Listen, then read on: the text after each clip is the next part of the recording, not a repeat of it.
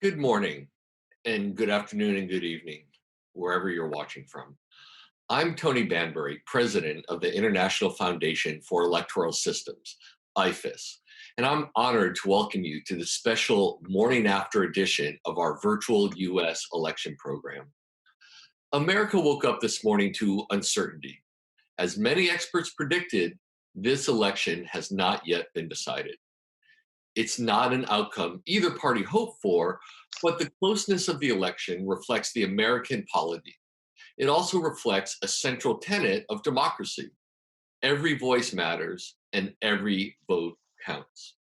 In the coming days, we will learn a lot about American institutions and their ability to carry us through these events. I'm very confident that we will not be disappointed. I extend my deepest respect and gratitude to the thousands of poll workers and election administrators who make the unique American electoral process possible. The United States Constitution, in its opening line, asserts its purpose as being, quote, in order to form a more perfect union. 233 years later, that quest is still underway.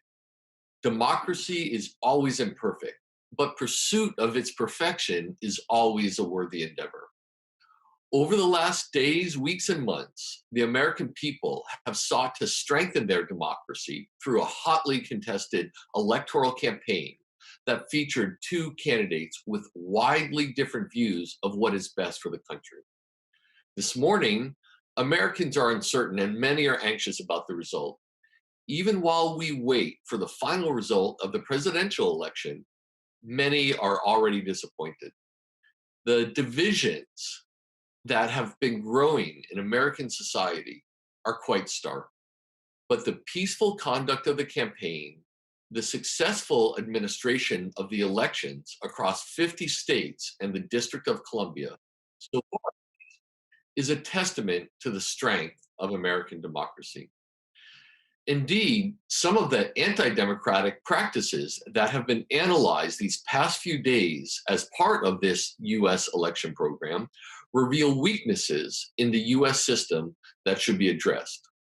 But they also reveal an enduring stability of America's democracy because, notwithstanding these challenges and notwithstanding the division in society, America has once again conducted a peaceful presidential election. Voters have spoken, and now their votes must be counted and their voices respected.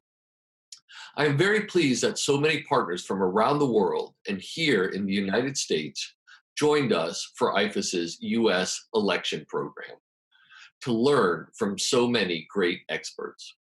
I hope you will be able to draw from this experience to help your country wherever you live on its own journey towards better, more inclusive elections and towards a more perfect democracy. Our first panel this morning features a bipartisan collection of outstanding experts, including IFES's own board co-chair, Tad Devine, who has his own long experience with elections, who will be sharing their morning after insights. Given their intensive schedules of recent weeks, I'm very grateful that they are willing to join us today. Our moderator for this session will be Chad Vickery, IFES's Vice President of Global Strategy and Technical Leadership. Chad, over to you. Great, thank you, Tony. Good morning, everyone, and thank you for joining the final day of IFES's US Election Program 2020. You're currently attending, as Tony suggested, our day after the election event. I look forward to our conversation with our panelists after a historic election. Before getting started, I do want to note that the content associated with this event does not necessarily reflect the views of our sponsors, nor do the opinions expressed by our panelists reflect the views or opinion of IFES. Today, we're joined by 4 election experts. Christine Matthews is president of Bellwether Research, and she is a leading public opinion pollster who has worked on several campaigns, including Maryland Governor Larry Hogan's 2018 re-election campaign, and for several organizations such as the Center for American Women in Politics. Tad Devine is an IFES board member and has worked as a media consultant for leading Democratic and independent candidates in the US, including Al Gore, John Kerry, and Bernie Sanders. He's also provided strategic advice for national campaigns in Europe, the Middle East, and Latin America. Tammy Patrick is a senior advisor to the elections program at the Democracy Fund. She was selected by President Obama to serve as a commissioner on the Presidential Commission on Election Administration, and she was a federal compliance officer in Arizona. Daniel Tokaji is the dean and a professor of law at the University of Wisconsin Law School. He's a leading authority in the field of election law, and his scholarship addresses questions of voting rights, free speech, and democratic inclusion. Welcome, and thank you all for joining us. We look forward to the audience participation and welcome you to ask questions in the Zoom function, which we will monitor throughout the session.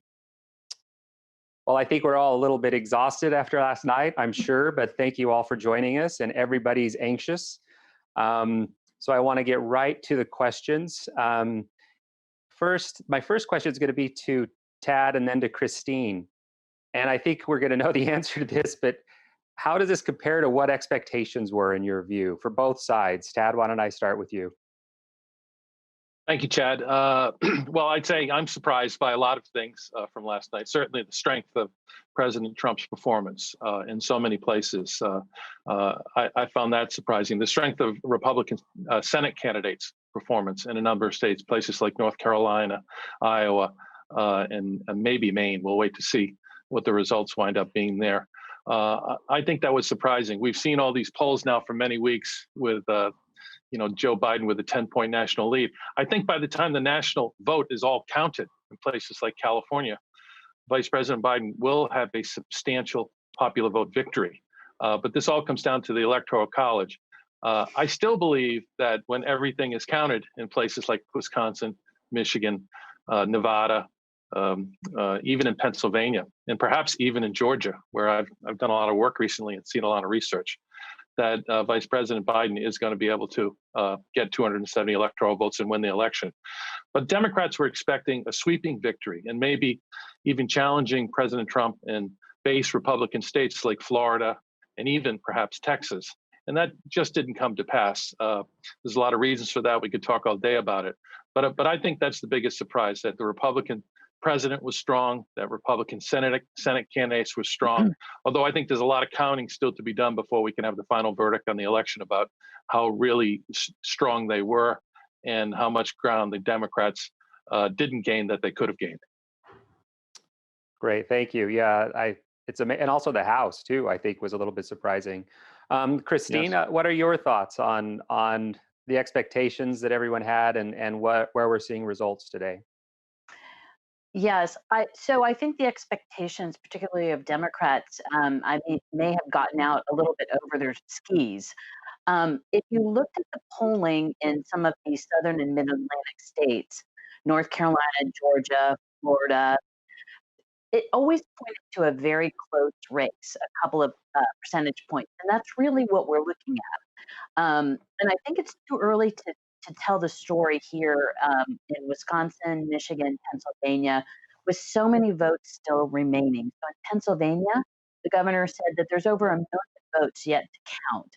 So I don't think that we know entirely what the story is. I agree with Tad. I think that Joe Biden, when all is said and done, when all the votes are counted, he will have reached 270 electoral votes. I think the expectation, though, was that he would blow past that. When you're looking at a national poll that has him up 8 to 10 points, the expectations somewhat get away from him. And we always knew that the Senate races would be tied to the presidential race. So again, in a close race in North Carolina, in a close race in Georgia, in a close race in Iowa, you were expecting the Senate candidates to go with the presidential race. In some cases, it looked like that might be Democratic. It's turned out that it's been more Republican, which is, I think, somewhat surprising. But again, Philadelphia has only reported roughly 50% of their vote count. And Pennsylvania is going to look very different when all those votes are counted. Same with Michigan, Wisconsin. So I think before we declare that polls were broken or that expectations weren't met, we still have a lot of counting to go, not only today, but in the next several days. Great, thank you. And in a little bit, we'll discuss the polls and what the polling was showing us, and we'll also talk with Professor Tokaji about some of the legal issues we're going to face. But first, Tammy, what are your thoughts about, as this is IFES and we're looking at election administration, there was a lot of concern about elections in a pandemic and all the other concerns that we had. How do you feel that the elections operations went? And do you see any major hurdles on the horizon as some of these really close states continue to count? Well, I think, to begin with, there was a lot of concern and consternation over how yesterday was going to go. We know that with every election, there's a misstep here and there. There's a door to a polling place that isn't opened on time, or there's a printing error on the ballot, equipment malfunctions. I mean, so this election was no different. But I think that the volume of those issues was actually down from what we traditionally see. And I think that this election has really been a testament to the dedication and fortitude of not only election officials putting on this election, but to the American electorate. So yesterday we saw hundreds of thousands of people who worked the polls who had never worked before. And I will tell you, I was a little concerned that maybe some of them wouldn't show up, but they did. We had millions of voters who registered and voted who had never voted before. And so in this moment, while we continue to see some casting doubt on the integrity of the electoral process, we saw many people, millions of people across the country just kind of stand up and say, not on my watch. So now it's really time for us to finish the count. And it's important that we all are able to continue to reiterate that there are no new ballots being cast. The ballots that are cast are just being counted. And we know that in many cases, the ballots that are being counted in places like Michigan, like Pennsylvania, like Wisconsin, and really all across the country, many of those ballots have been in the possession of the election officials for weeks. It's just that in this moment, many states did not address this instance that we're in 2020 and allow for election officials to do what they wanted to do, what they knew was right, and that was to be able to start pre-processing some of those ballots. But one of the things I think is interesting is someplace like Michigan, where they were allowed 10 extra hours in their processing. There were almost 1,000 people in the Detroit Convention Center, the Civic Center there yesterday, getting ready to process and getting these ballots ready to count on Monday, and then yesterday. All the days are kind of blurring together. And I think that just even that little accommodation is going to make a big difference in how long this plays out. And then lastly, I do think that one of the biggest challenges is that quite often, every election, we have these races being called, and a dear colleague, Ned Foley at Ohio State University, always, kind of puts it into a good perspective, I think, and that is, on election night, the media project who the winner will be when the ballots are all counted. And in this moment, there are many states, obviously, that they're not comfortable projecting because we still have to count the ballots. And unfortunately, I think that a lot of people in this country believe that once it's called by the media, that's it, and we don't process or count any additional ballots or do anything else. It's all done because the race has been called and it's not close enough to make a difference, quote unquote. And we all know that that's not true, that every election, there are ballots being counted after Tuesday, on Wednesday and forward. And some states like California have as long as 28 days to canvass the election. So we're in this for the long haul. We're going to make sure everything is processed and counted accurately, that those ballots that can come back through the Postal Service get returned appropriately, and all of the votes get counted. But I think yesterday was a testament to all of the pre-planning, all of the lessons learned in the primary, because there were quite a few of them for places that had not, had to implement things like drive-through voting and a lot of curbside voting or a lot of absentee vote-by-mail votes. So a lot of kudos to my former colleagues all across the country. Right. No, I think we all owe the poll workers and everybody working on elections a great thanks. Long hours, a very difficult job. Tammy, one follow-up question. There was a lot of concern going into this election that there might be voter intimidation in some of these close states. I haven't read stories that was a significant problem. I don't know if you had any reports of voter intimidation or if that was an issue in any of the states. It's like you were reading my mind as I transitioned over to you. I said, "Oh, I forgot to mention one of the things." You're absolutely right, that we were very concerned about was the potential for there to be violence at the polls or an escalation of conflict, whether it's based on individuals not wanting to wear a mask and refusing to wear a mask, and other voters feeling that that was jeopardizing their own health and safety, or individuals appearing to to counter protest and to intimidate voters with guns and that sort of thing. So there were some instances across the country. They were very, very limited. Thankfully, there wasn't any actual altercation. There were, a couple of issues with some poll watchers, but nothing out of the ordinary. Having come from an election office in Maricopa County, Arizona, I used to train the observers, and I will tell you, every presidential election, we heard there were going to be thousands of people were going to be observing in the polling place. I do a training, there'd be maybe a couple dozen that would come to the training, and then on election day, maybe a handful. And by an hour and a half into it, like, this is boring. What am I doing here? I've got more and better things to do with my day.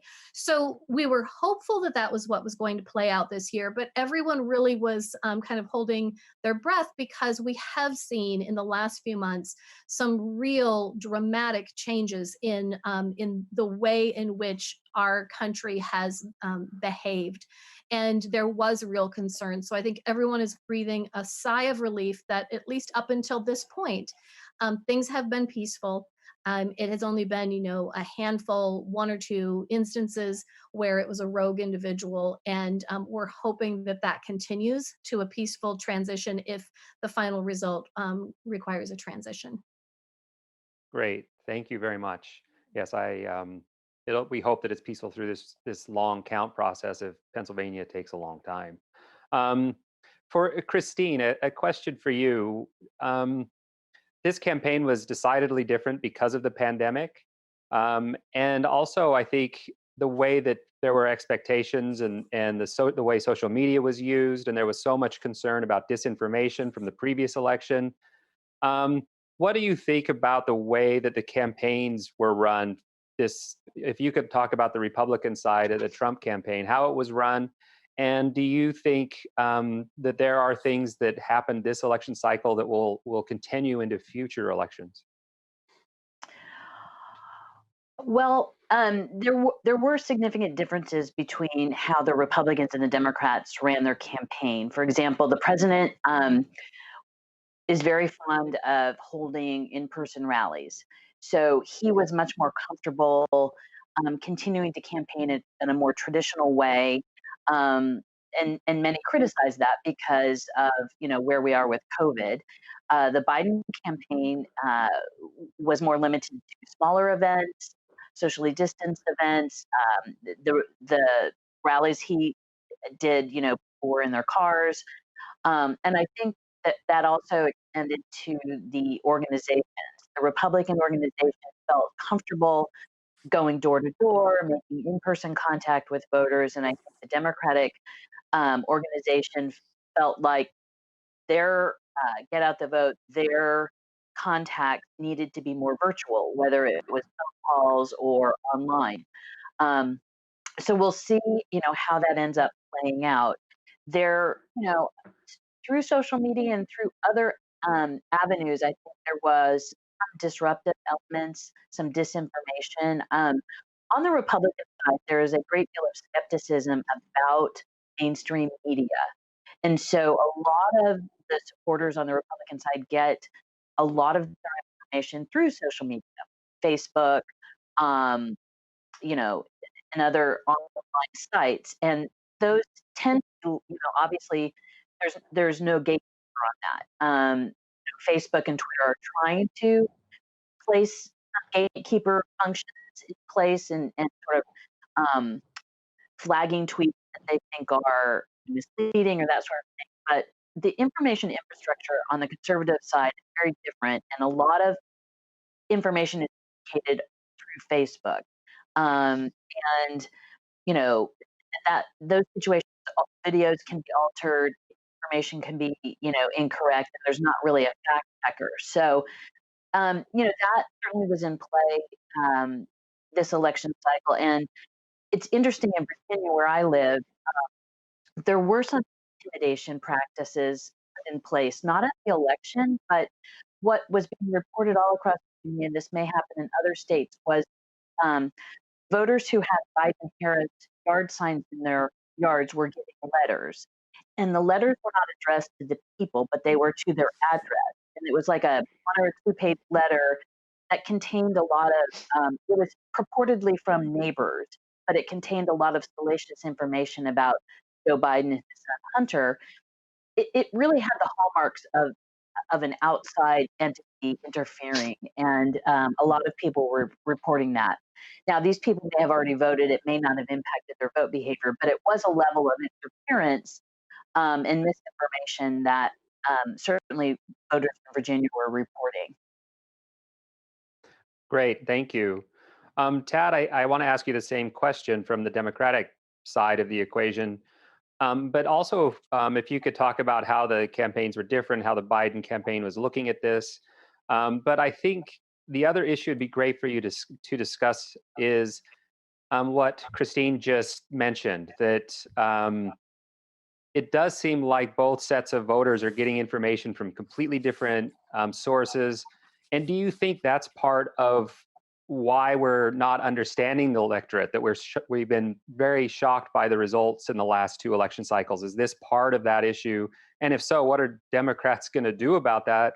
Oh, and to try to address the issue, and how is this going to play out in the long run?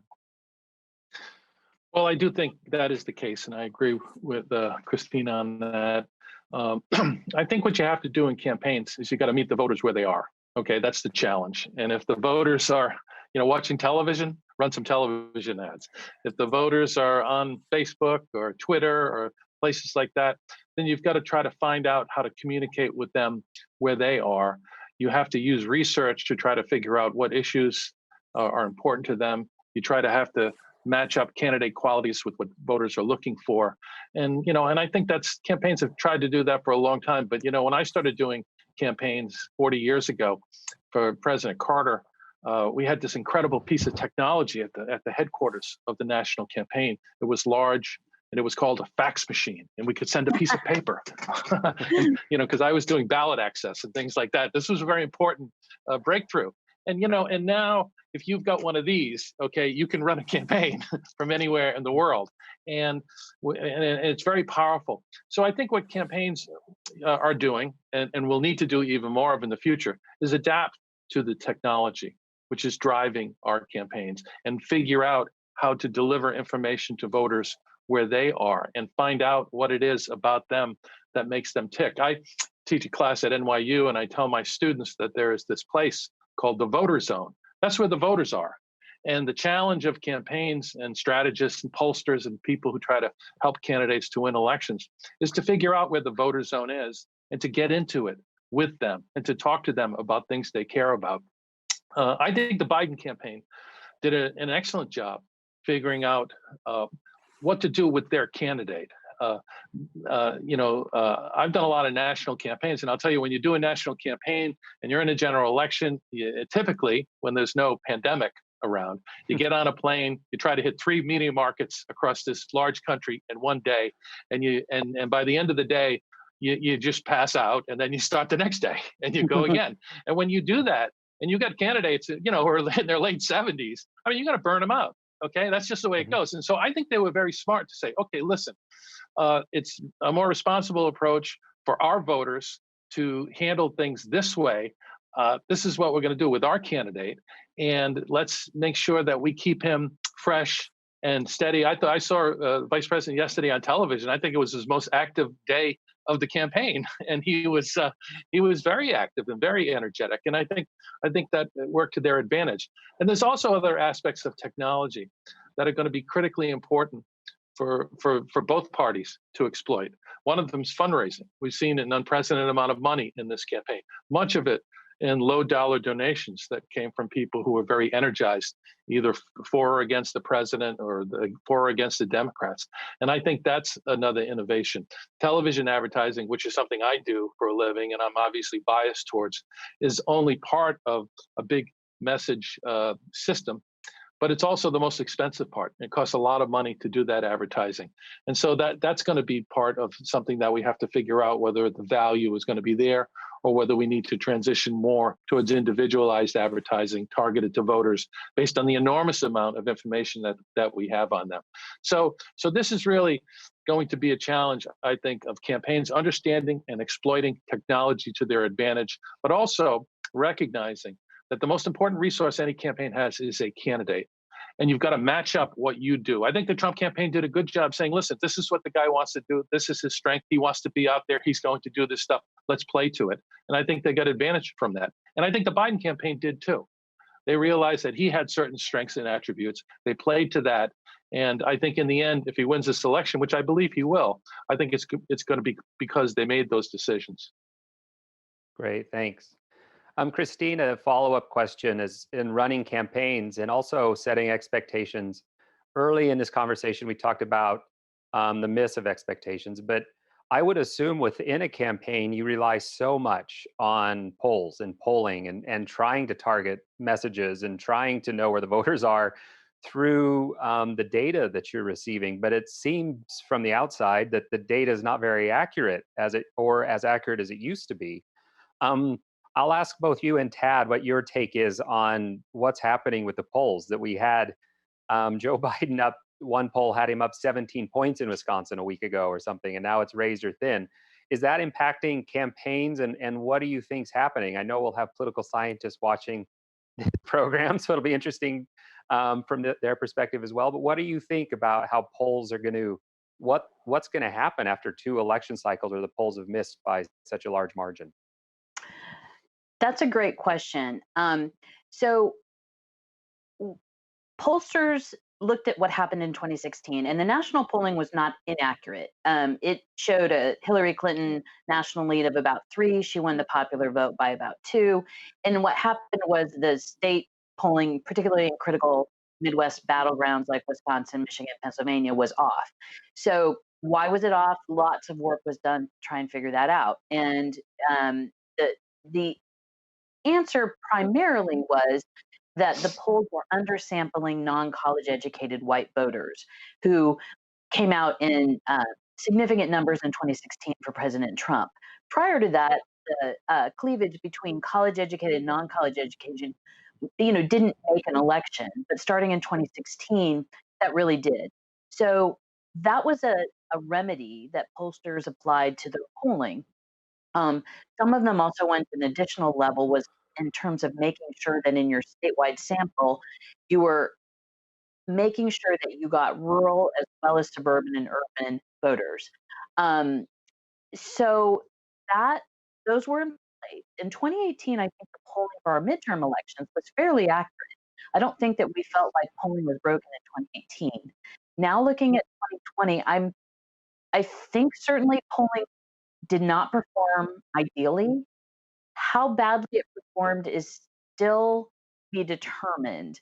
The Wisconsin poll that you cite, Chad, was one poll. I think one of the lessons that we've all learned is don't look at one poll. That one poll with Biden at 14 points was an outlier. I mean, Wisconsin was looking comfortable for Biden. The 14-point lead poll was an outlier. Others showed it closer. And we have yet to know what the final margins will be once these significant urban, suburban, early mail votes are counted. So we don't know how badly it performed. And again, as I pointed out, in states like Florida, Georgia, North Carolina, it was always margin of error. It was always like Trump up 1, Biden up 1. And so I think the hope was, and the expectation was, they would move in a certain direction. And the expectation was they would move towards the Democrat. And whether that was a hope or a realistic expectation, I don't know. So I don't know that the polls performed horribly. In North Carolina, in the Senate race, it looks like the incumbent Tom Tillis may win or has won. And that polling was a little off because it showed the Democrat leading. But he also had a late breaking scandal where he was caught in an affair. So that may have not quite caught up in the polling yet as damaging. So Um, yeah, I think it's really too early to tell how badly or, slightly less badly polling performed in 2020. I want to make another point really quickly, though, on the this sort of media consumption infrastructure. And I think beyond what happened in 2020, a very significant problem is most Republicans have very little trust in mainstream media.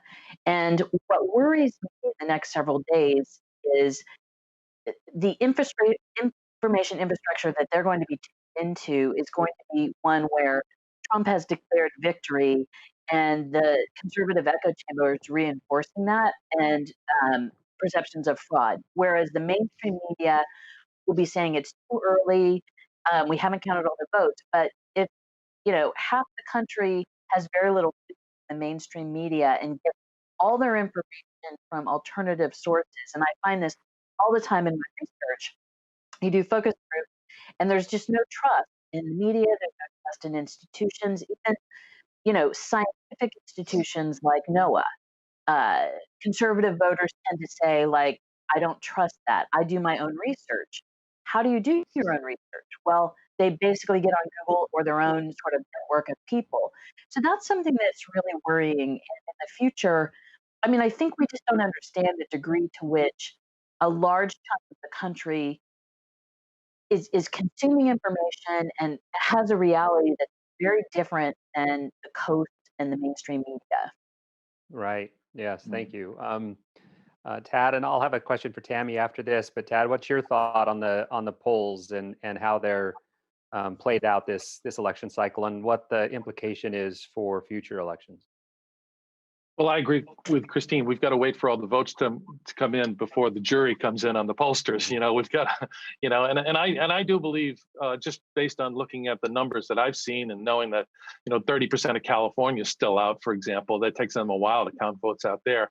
Biden's probably going to win by 7 or 8 million votes, the popular vote. I mean, that's what's sitting out there right now if you look at it underneath the surface. But I do think that there's going to be a great challenge for pollsters. I know as somebody who does media, we've been challenged. When I started making television ads, 25 years ago, we shot in film. There was separate soundtracks, everything. Now everything is, done instantly, and you can go to a shoot and make a television ad on your laptop and have it out to the stations, all the way. I mean, it's unbelievable how fast everything moves. And I think the pollsters are going to have to look at new ways of talking to people. I mean, I think it's very hard. People have cell phones. I have a cell phone. I'm a resident of Rhode Island. I vote here in Rhode Island, but my cell phone number is Washington, D.C., where my office is. Okay, how do you find me on a poll? I don't answer my home phone. It's just because it's it's a robocall 9 out of 10 times. So I think those are the challenges they have to face. And I do think there are ways of evaluating where voters are in opinion by not simply using the traditional methods of survey research, okay, which I know have worked for a long time and everybody relies on.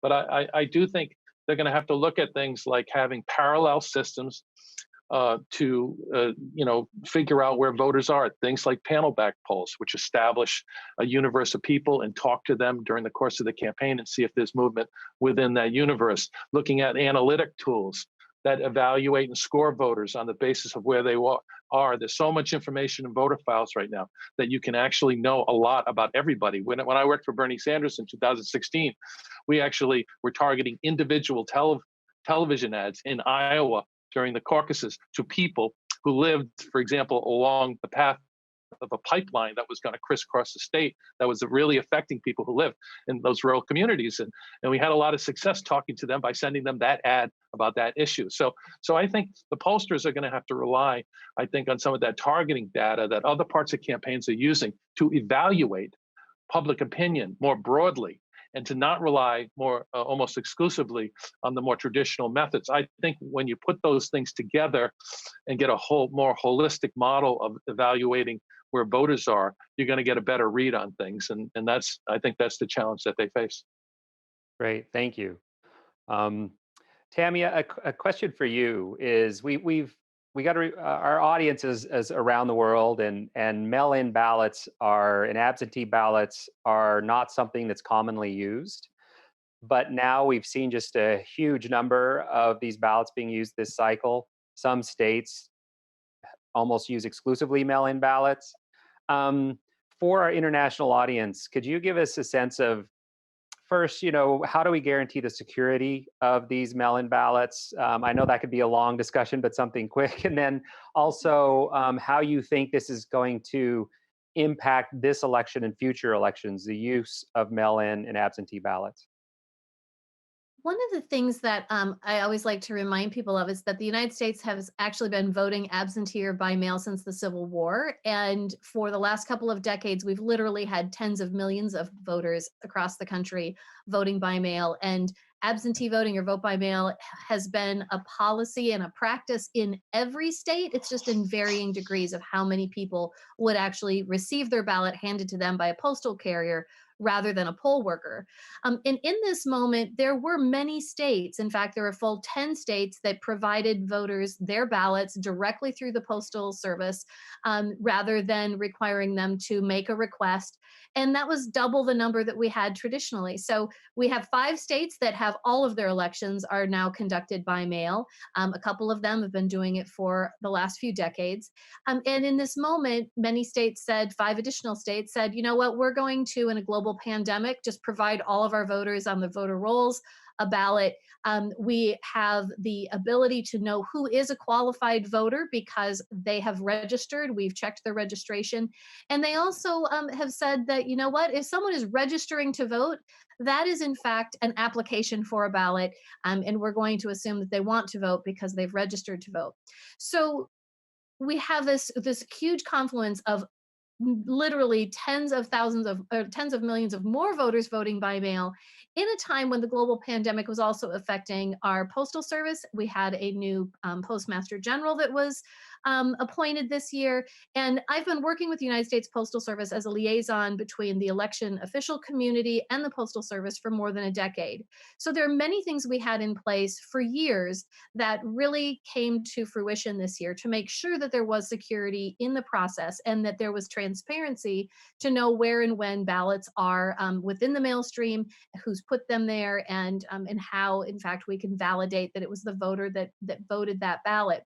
So the security measures vary across the states, whether it's signature verification. Some states actually require a witness or even a notary. And those are the things that each state has kind of decided what they feel is necessary in order to maintain the security and the integrity of the system. In this moment, we know that there are more states, not only that provided ballots to their voters or applications for ballots to their voters, but they've also allowed for more options in how to return the ballot, whether it was drop boxes or having election officials in the, being at the park on a Saturday in Madison to collect ballots, or allowing for a postmark and allowing for those ballots to come back in today, tomorrow, and onward. So it's one of those situations where it was a good backup plan for some of the states, but we saw earlier this year in the primary that there were a lot of lessons to be learned for states that haven't had a lot of vote by mail. And we did, in fact, see a lot of changes over the summer with states adopting new envelopes and new policies to make sure that in this moment in November, they were prepared. Great, thank you. Professor Tokaji, I think you have a very difficult position ahead of you in this discussion. Our system of counting ballots, of getting to Inauguration Day and the amount of litigation that may arise is going to be very interesting this year. And also, our system is very different from the way any other country manages the results and the adjudication process that might arise. I think there's going to be a lot of view on Pennsylvania, if there's going to be cases filed there, if there haven't been already. There's been a lot of cases beforehand. But one thing for our audience that might be of interest is within our system, each state has to have results that do not have controversy by a safe harbor date of December 8th, I believe it is this year. So they need to get through the process to try to have all of the results counted and ready by the 8th of December. Do you see this being a problem? Do you think there will be states that will not be able to make it to the safe harbor date?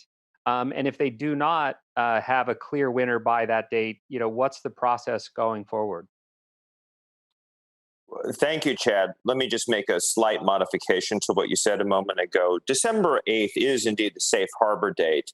There's not a legal requirement under federal law that all states have their post-election processes resolved by that date. The real deadline for that is when the electors meet in their respective states on December 14th. But if states want to be sure that the outcome of their post-election processes are respected when the votes are ultimately counted in Congress, then they are well advised to resolve any disputes by December 8th. Backing up for a second, I think what we're seeing here is sort of a good news, bad news scenario. For those who love elections, there's good news. You're in luck. This one is going to go on for a while.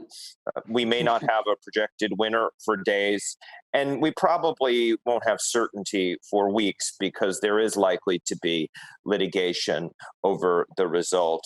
The bad news, of course, is that if you were hoping for a quick result, you're going to have to wait. And I think all of us, especially those of us who study and talk about elections, really need to be patient and calm in the way that we discuss this. There are going to be a lot of breathless voices out there urging that things be called early. There will undoubtedly be some lawsuits. In fact, there already have been in states such as North Carolina and Pennsylvania, both of which are still in play.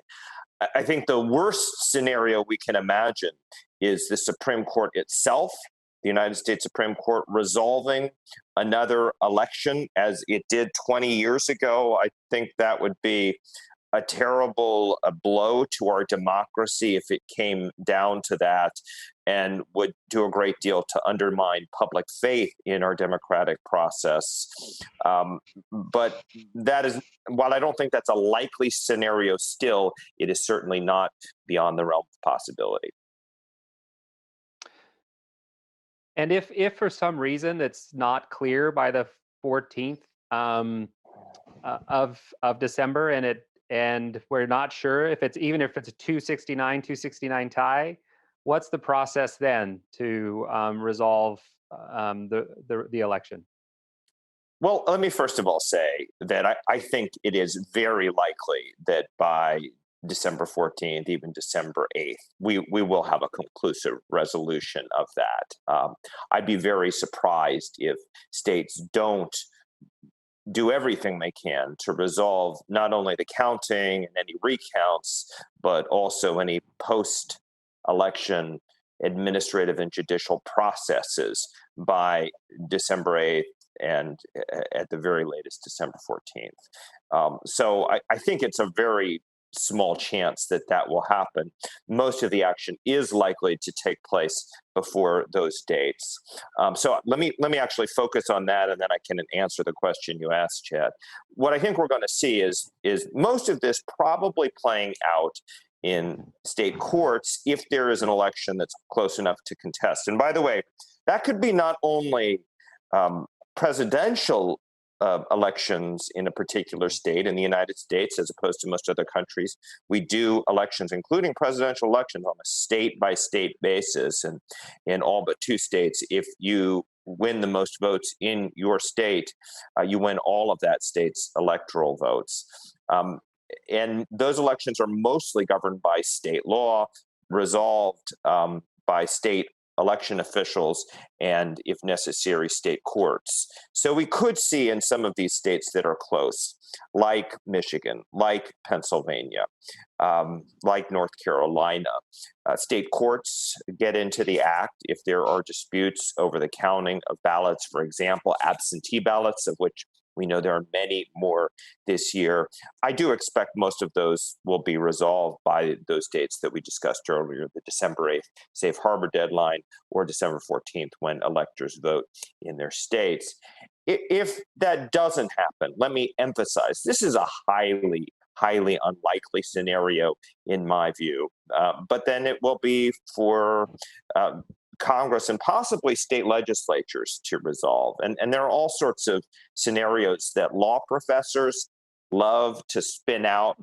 I guess I would urge ordinary people not to get distracted by these extremely unlikely scenarios of state legislatures overriding this process or Congress doing something different than what the people decided. It is, of course, possible, but very unlikely. And again, I do think we will see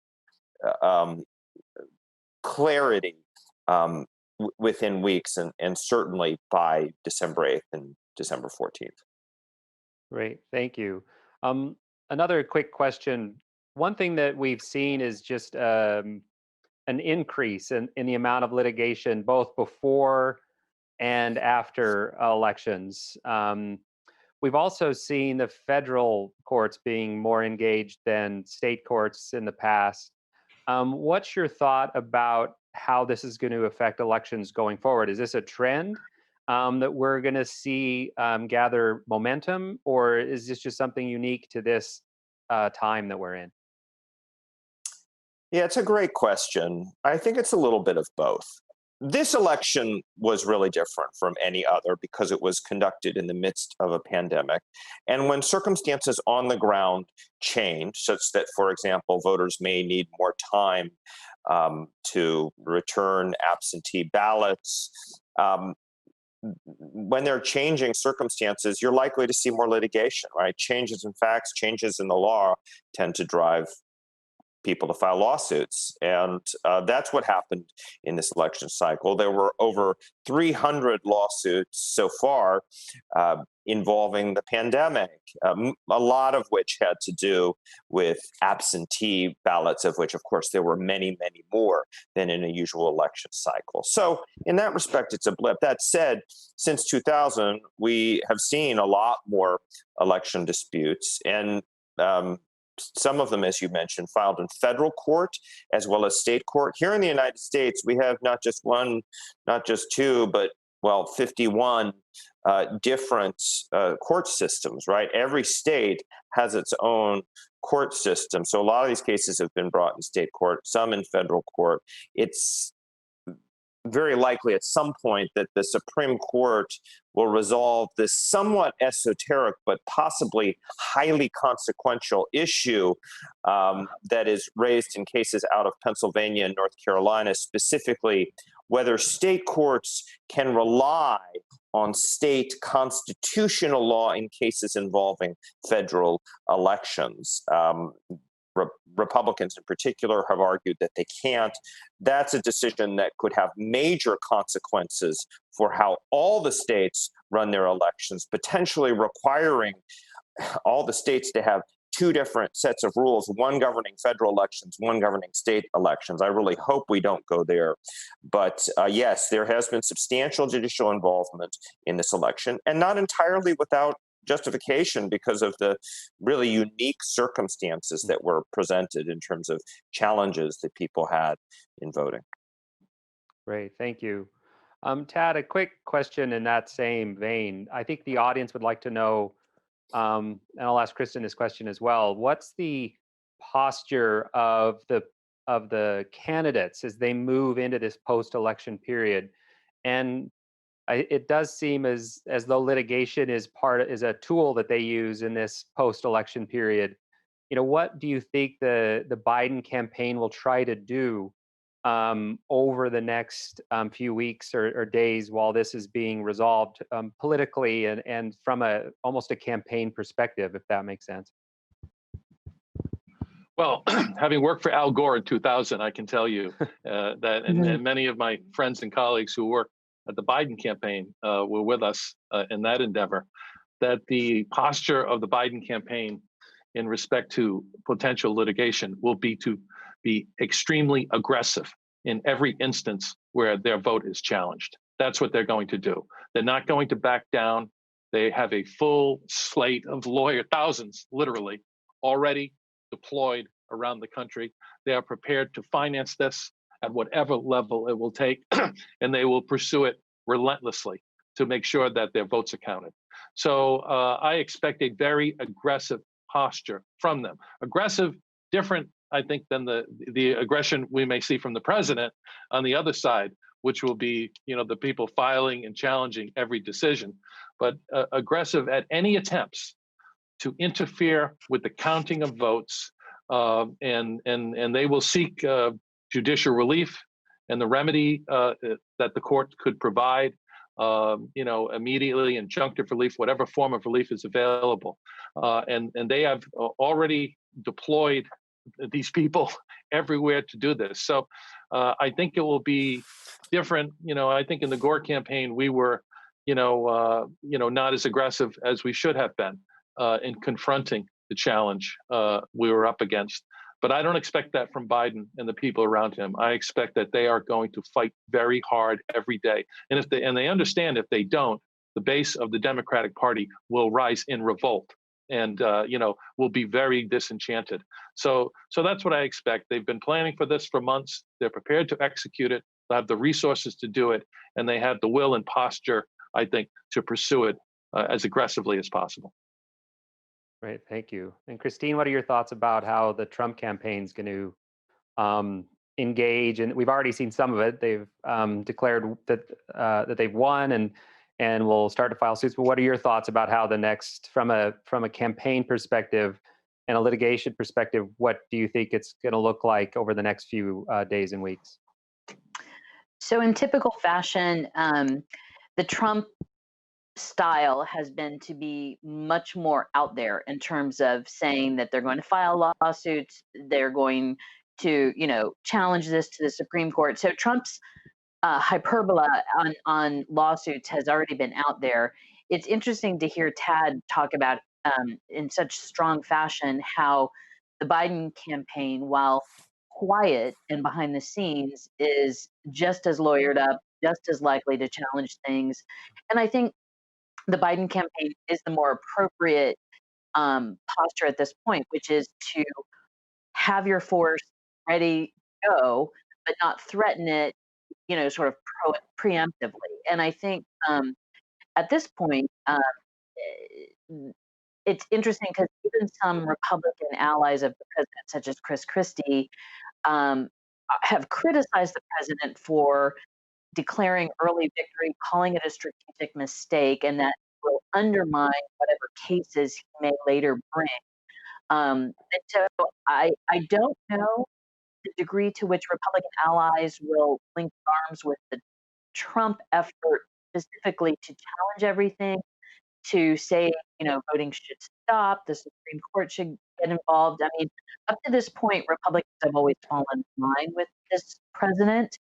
It will be interesting to see when it really comes down to counting all the votes, letting democracy play out in this election, where they will be.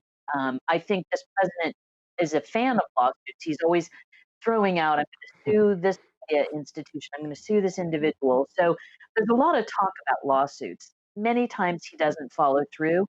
In this case, he may, but I do hear what that Tad is saying, and I do think the Democrats are just as prepared to challenge every vote. So we shall see. Great, thanks. Tammy, a couple of follow-up questions from an election administrator's point of view. First, we're getting a question from the audience about, are there ways in which to speed up the way mail-in ballots can be counted to help get the results quicker, which is a little bit ironic because in most countries, you definitely do not have answers.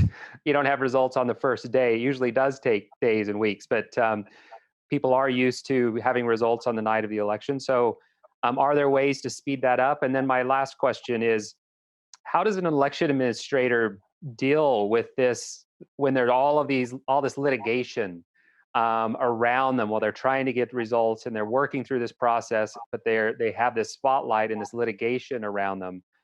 If you have any experience on that front, because I know many of the administrators watching today probably would like to hear about how you try to survive a situation like that. So there's an old adage that we often throw around in elections, and that is you have elections are fast, cheap, or accurate, and you get to pick two. And most often, unfortunately, in this country, no one picks the not the cheap element. They want them fast and cheap. And so in that case, then you have that it is inaccurate. So in this moment, election officials have said, look, we're not going to be fast. We have to do it cheaply because we are very unfunded. So this year we saw $400 million were appropriated by Congress, and those $400 million went very, very quickly. Fortunately, there were also some philanthropic dollars that came in that allowed for election jurisdictions to do things like the large processing that of vote by mail ballots that are happening right now in the Philadelphia Convention Center, in the Detroit Convention Center, places we're able to purchase some high speed scanners. So with that additional influx of money, some local election officials across the country, and there was something like almost 3,000 grants given out to local governments in order to help with this process, we would be in a much more dire situation if that had not happened. So while it might look on the surface like things are pretty bad, that we have to wait a couple of days, it would be even worse if we didn't, in fact, have a way to have been able to get some money to our local election offices. I'm very hopeful that in this moment, we've kind of ripped the bandage off and shown exactly what we need to do to fund and resource our election officials so that they can appropriately process and service our voters quickly. So the other piece of the question about with the litigation, so election administration is an incredibly chaotic field. Not only are there late breaking court cases, but we have, of course, in this moment also had the global pandemic and then weather events. So whether it's a fire or a hurricane or any number of things, tornadoes, this year we saw tornadoes on election day in Tennessee. The life of an election administrator is basically the one continuum is that there is chaos and change. And so you really have to be able to be flexible and to pivot and understand what needs to happen in order to still pull off the election given late breaking news. Sometimes that means a change in procedure, policy, materials. Sometimes it's a change in the messaging to voters so that they understand what the expectation is. And that can be very, very challenging. And it's interesting, oftentimes some of those challenges in court have to do with something such as, quote, kind of mundane as who is on the ballot. There are candidate and nomination petitions that get challenged, and oftentimes what comes down to the final reason of why they have to make a determination in court is because you have to print up the ballots. So at the end of the day, one of the most precious commodities that election officials have is time. And oftentimes, some of these things get brought into the courtrooms far too late in the process. So I think election officials would just be really glad if some of this could move a little bit earlier in the process so that they know what the rules of engagement are, they can educate their voters and prepare for it accordingly. Great, thank you. I'm sorry to say that we've run out of time, but it's been a very interesting discussion, and I want to thank our panelists. You've been fantastic, and I know you're very busy, and you had to get up early. I really appreciate the time you've taken today to talk to us about the election. I do believe overall the things that we've been surprised by is we were surprised by the results. But luckily, we were also concerned that there might be issues with election administration. But the first sense is that that went rather well compared to all of the issues that we're facing. I think we'll have to wait and see if the polls are accurate or not, as was discussed. And also, hopefully, that the election results are known and there's some clarity before the safe harbor date of December 8th, and hopefully before that, and we're not finding ourselves in a very difficult situation constitutionally. I think we'll be on a better path in a few days on that front. So again, thank you very much for all that you've done today, and for the people who attended today. I hope that there are some lessons here for how you're viewing this election process. And so you will know, this panel will be available to replay on the virtual USEP 2020 website. Our next panel is Technology and Democracy, and it starts around 9:05 a.m. It's sponsored and moderated by Microsoft and includes other experts from the public sector and civil society who will discuss the election security and post-election vulnerabilities we're likely to see. Also, disinformation as a security concern, and how the international community can work together on election security. But first, we'll present two IFES original whiteboard videos. The first explains the landmark Voting Rights Act in honor of its 55th anniversary. The second video will explain gerrymandering and the curious method of apportionment representation in the US Congress. We also have a whiteboard on the Electoral College that you're able to see. This will be followed by a special call to action from Microsoft President Brad Smith. Again, thank you very much for joining us. I hope you all have a wonderful rest of the day. The Voting Rights Act. The Voting Rights Act, VRA, of 1965 is historic civil rights legislation protecting all citizens' right to vote, regardless of race or color. It was supported by Democrats and Republicans in Congress and signed into law by President Lyndon Johnson.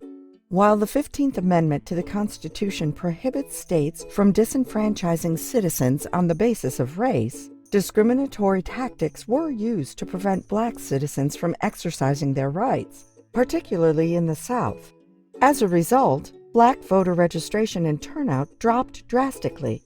Voting rights were at the forefront of the civil rights movement of the 1950s and 60s. On March 7, 1965, peaceful protesters, led by late Congressman and civil rights leader John Lewis, were beaten by Alabama police as they marched in Selma demanding equal voting access.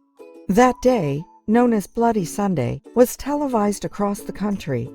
Public outrage over the mistreatment and violence helped mobilize Congress to pass the VRA.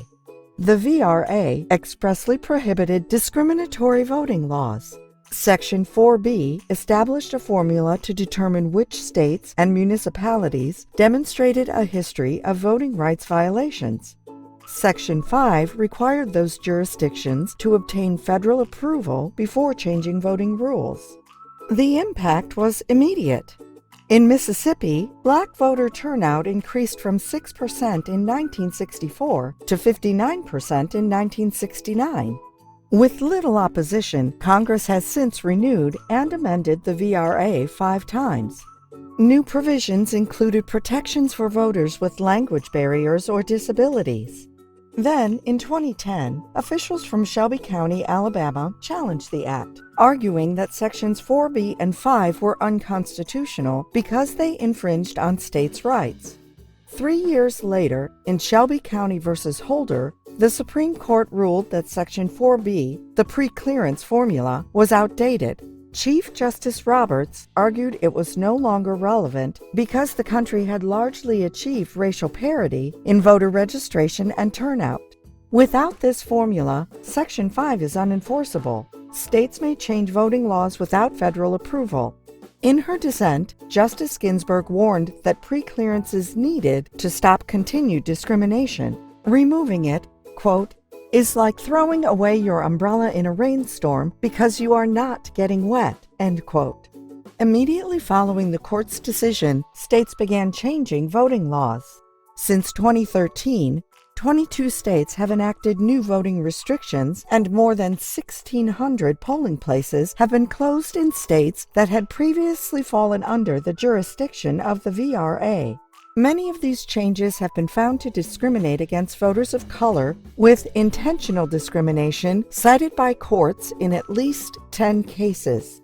In December 2019, the Democratic-controlled House voted to restore the VRA, introducing a new formula for pre-clearance and requiring states to get federal approval for election changes that discriminate against voters of color or language minorities.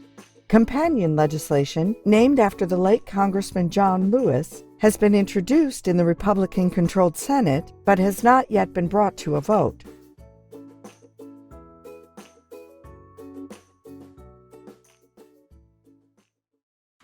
Congressional districts and gerrymandering in the United States. The United States Congress has two branches, the Senate and the House of Representatives.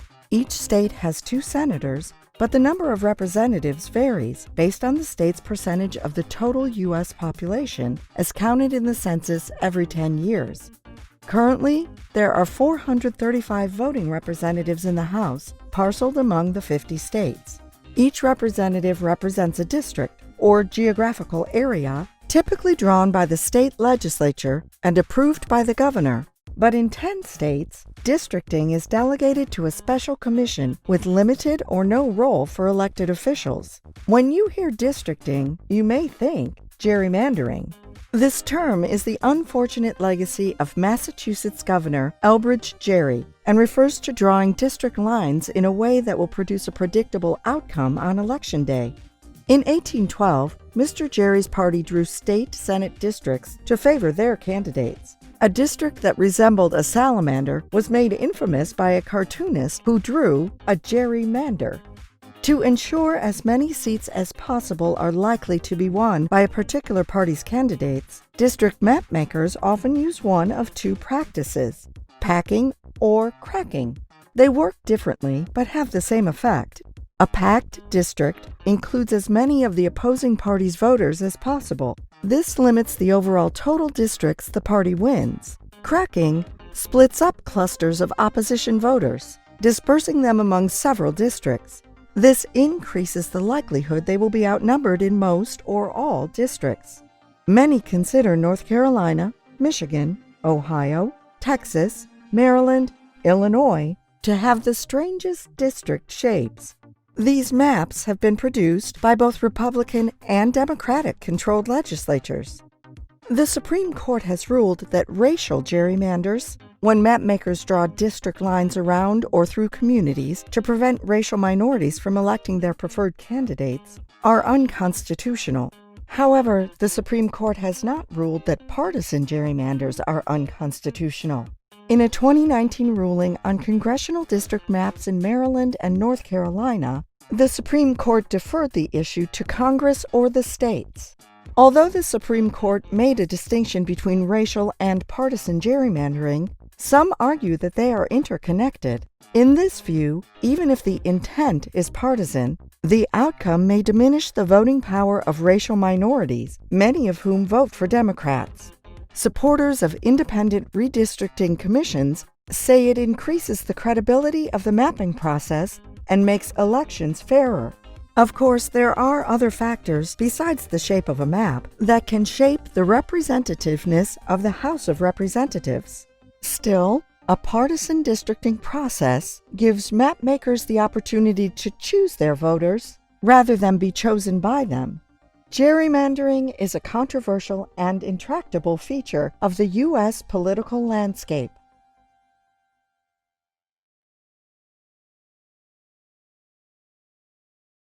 Hi, I'm Microsoft President Brad Smith, and I want to say thank you. Thank you for joining the IFES U.S. election program.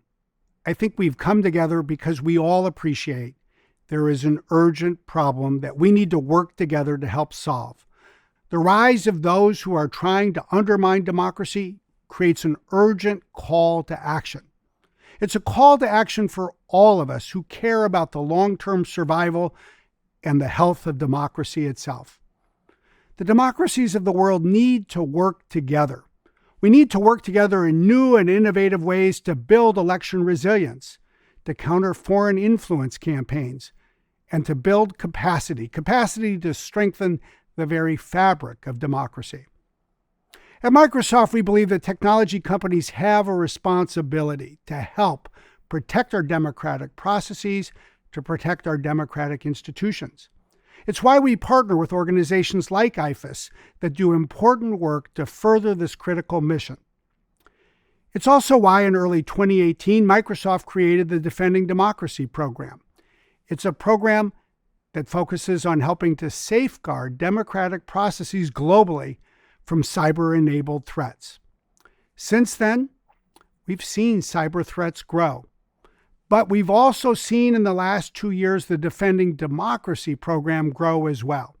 We've grown by working with governments and civil society, with political campaigns and parties, working with industry partners to protect elections around the world. Working together, we've delivered programs and training in more than 30 democracies, programs and training that help protect the integrity of elections, help protect political campaigns against hacking, and work to advance tools and policies that help defend against disinformation. I just have to say, we are so grateful to IFES, so grateful for the work being done to provide an opportunity to connect with this important global community, because it's so clear that we will stand or fail together. And that's true today for the virtual U.S. elections program. If you'd like to learn more about our work and how we might be able to help in your region, reach out to IFES so that we can connect you with our team. We look forward to supporting you as you work to defend your own democracies at home. We look forward to working together, not just this month, not just this year, but in the decade and decades ahead.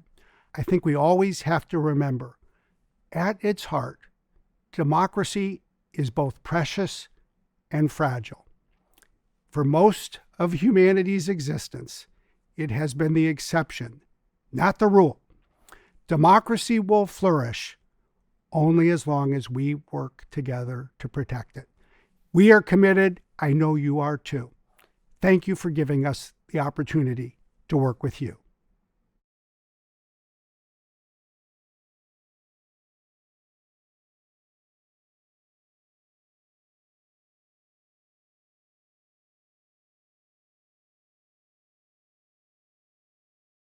Hi, I'm Tony Banbury, president of IFES. I hope you have found this morning's analysis and commentary to be insightful. I am now pleased to introduce Technology and Democracy, a panel on an important topic hosted by Microsoft, the champion sponsor for USEP 2020. As questions of electoral security and disinformation have emerged as defining issues for modern elections, strategic partnerships between technology actors and electoral practitioners are more important than ever before. The strength of our institutions is linked with the security of our elections, and the support and expertise provided by leaders in tech are critical to the long-term health of democracy. Microsoft President Brad Smith shared with us an impassioned plea for a holistic, long-term democratic engagement, and I'm so deeply impressed and moved by his insight and commitment. If you attend office hours today, IFES's Director for Europe and Eurasia, Beata Martin Rozuma-Iluiz, will be on hand to share IFES's experience working with Microsoft to help the country of Georgia maintain the security of its electoral process. This work is the product of a groundbreaking partnership and will serve as a model for future endeavors. I'm looking forward to this panel discussion and learning more about how the electoral integrity landscape looks this morning after this remarkable election. I would like to hand this over now to Meredith Berger, Senior Manager of the Defending Democracy program at Microsoft. Meredith, thank you for being with us today, and I turn it over to you. Thank you, Tony, for the kind introduction and for the great partnership between Microsoft and IFES to protect democracies and their processes and institutions around the globe. And thank you to this year's USEP program and the participants here for your dedication and attention to elections worldwide. Before we get into our panel today, just a few notes for you. First, please use the chat feature to share your thoughts and engage with your fellow participants today. Anticipate there's a lot of conversation going on, and we're set up to engage in a few different ways here. Secondly, we'll have a few minutes at the end of our panel today to ask some questions to our panelists. I encourage you to drop a question into the Q&A function at the bottom of the screen, and our moderator will help us get to a couple of those questions as we get to the end of our time. Lastly, the Defending Democracy program from Microsoft will be hosting office hours immediately after this session. So if you do have a question for us or would like to learn more about our program, please drop in, say hi, bring questions. My colleagues and I would be happy to tell you more about our program and answer any questions that you might have. Now let me turn today to our panel on the future of election security. I know that we are all still a bit focused on the US election, which will one day end, but it just wasn't on election day, which happens. And that's part of executing on our democracy and all of the processes and functions that go towards supporting that important element. Today, we're lucky to be joined by a panel who can share the benefits of their firsthand election experience, their research and observations, and overall dynamic perspectives on lessons learned in their own practice in elections. The future of election security is collaborative, and so with the benefit of our panelists' perspectives today, we'll be able to think through looking forward and how we might be able to approach the challenges that inevitably come along with administering these important processes.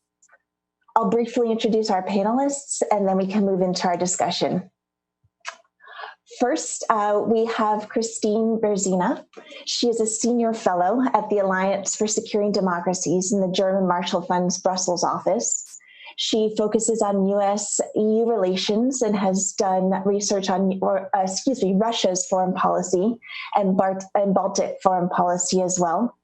We also have Edgardo Cortez with us, who is currently an election security advisor at the Brennan Center for Justice at New York University. He has also served as an election commissioner in the the Commonwealth of Virginia, and has worked in local and state elections for nearly 20 years.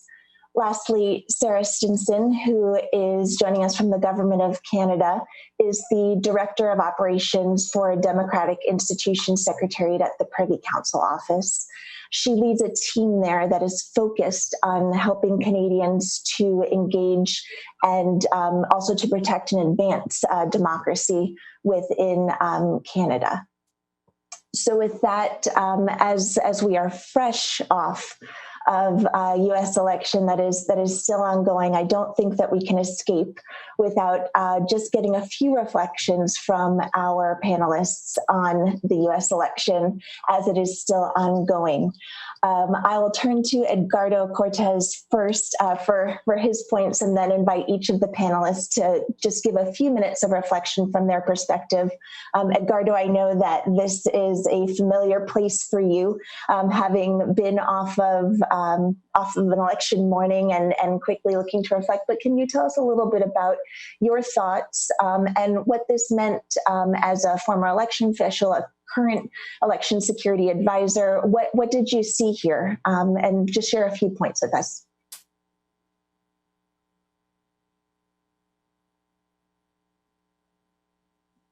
Good morning, everybody. Thank you, Meredith.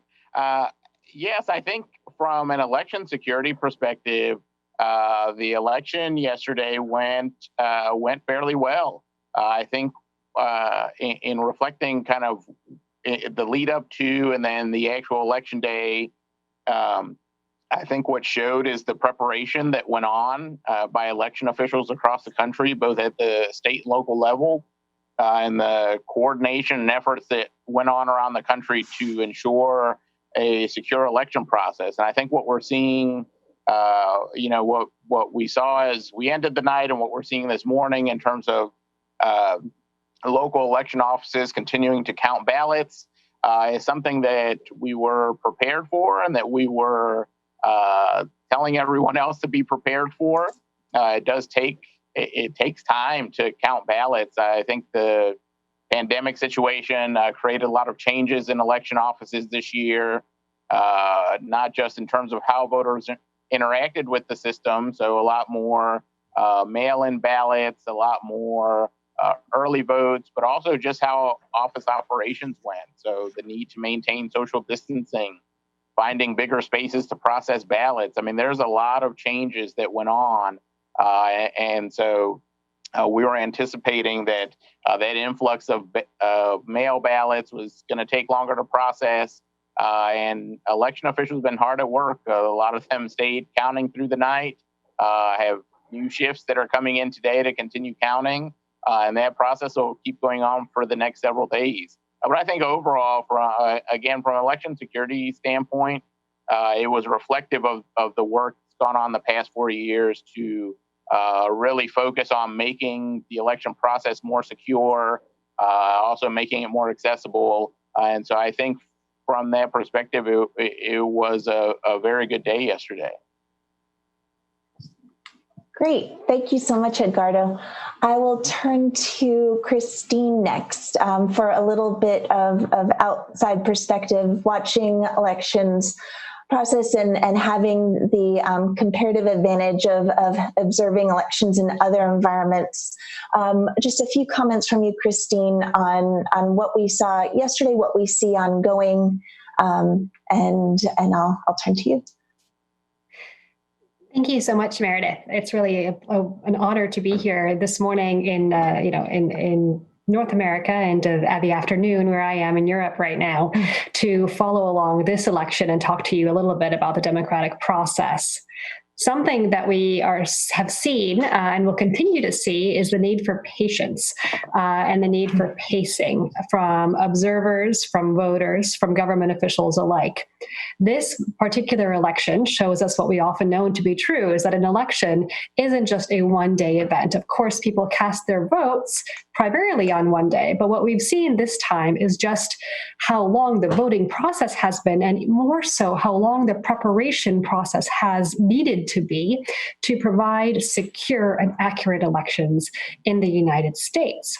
We've seen a few good things, the immense voter turnout that we've seen this year. I don't think we have final numbers, but if you look at the mail-in voting, the early voting, and then the high turnout yesterday on actual election day, we see that there's a tremendous belief in democracy in the United States, in the importance of being a participant in the electoral process.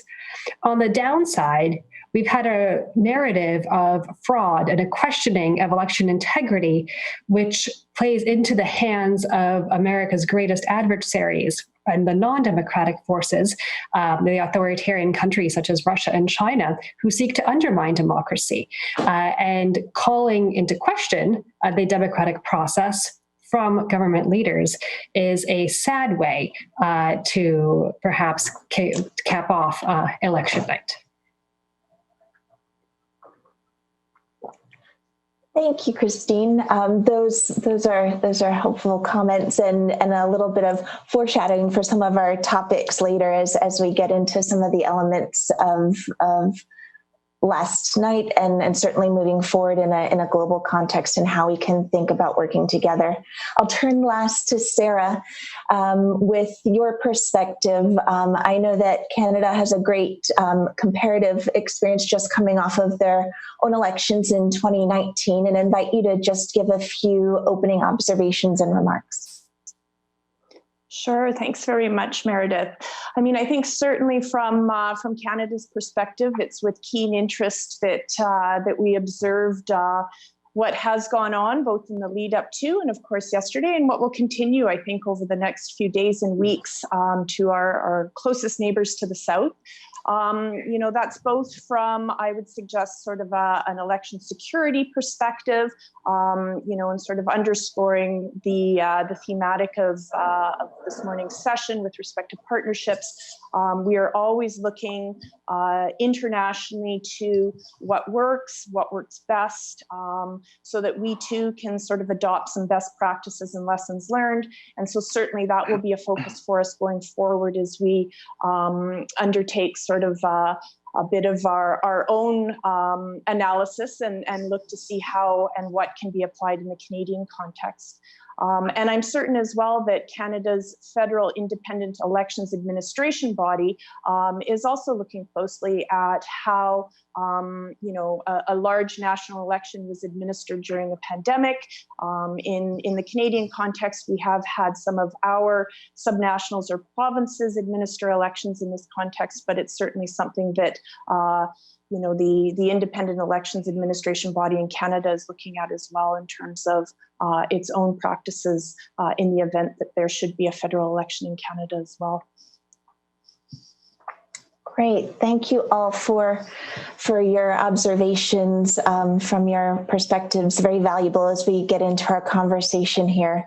Of course, as is the topic of the day, we are still moving, we are still counting, we are still observing democracy and process in the United States. And so as we do that, I'll turn to Edgardo first. And thinking about election systems, I know that you shared with us that there were pretty much good reports coming out there. As always, there were the occasional, I think we all saw this, one-off things where a printer doesn't work or there's some malfunction, but overall we saw some pretty clean execution so far. I was wondering, Edgardo, if you could talk a little bit about some of the vulnerabilities that you would identify that are more of the enduring things that we need to think about going forward. And so are there specific places that we should be focusing as we think about moving forward with election security? Are there priorities that you would identify to help with that infrastructure?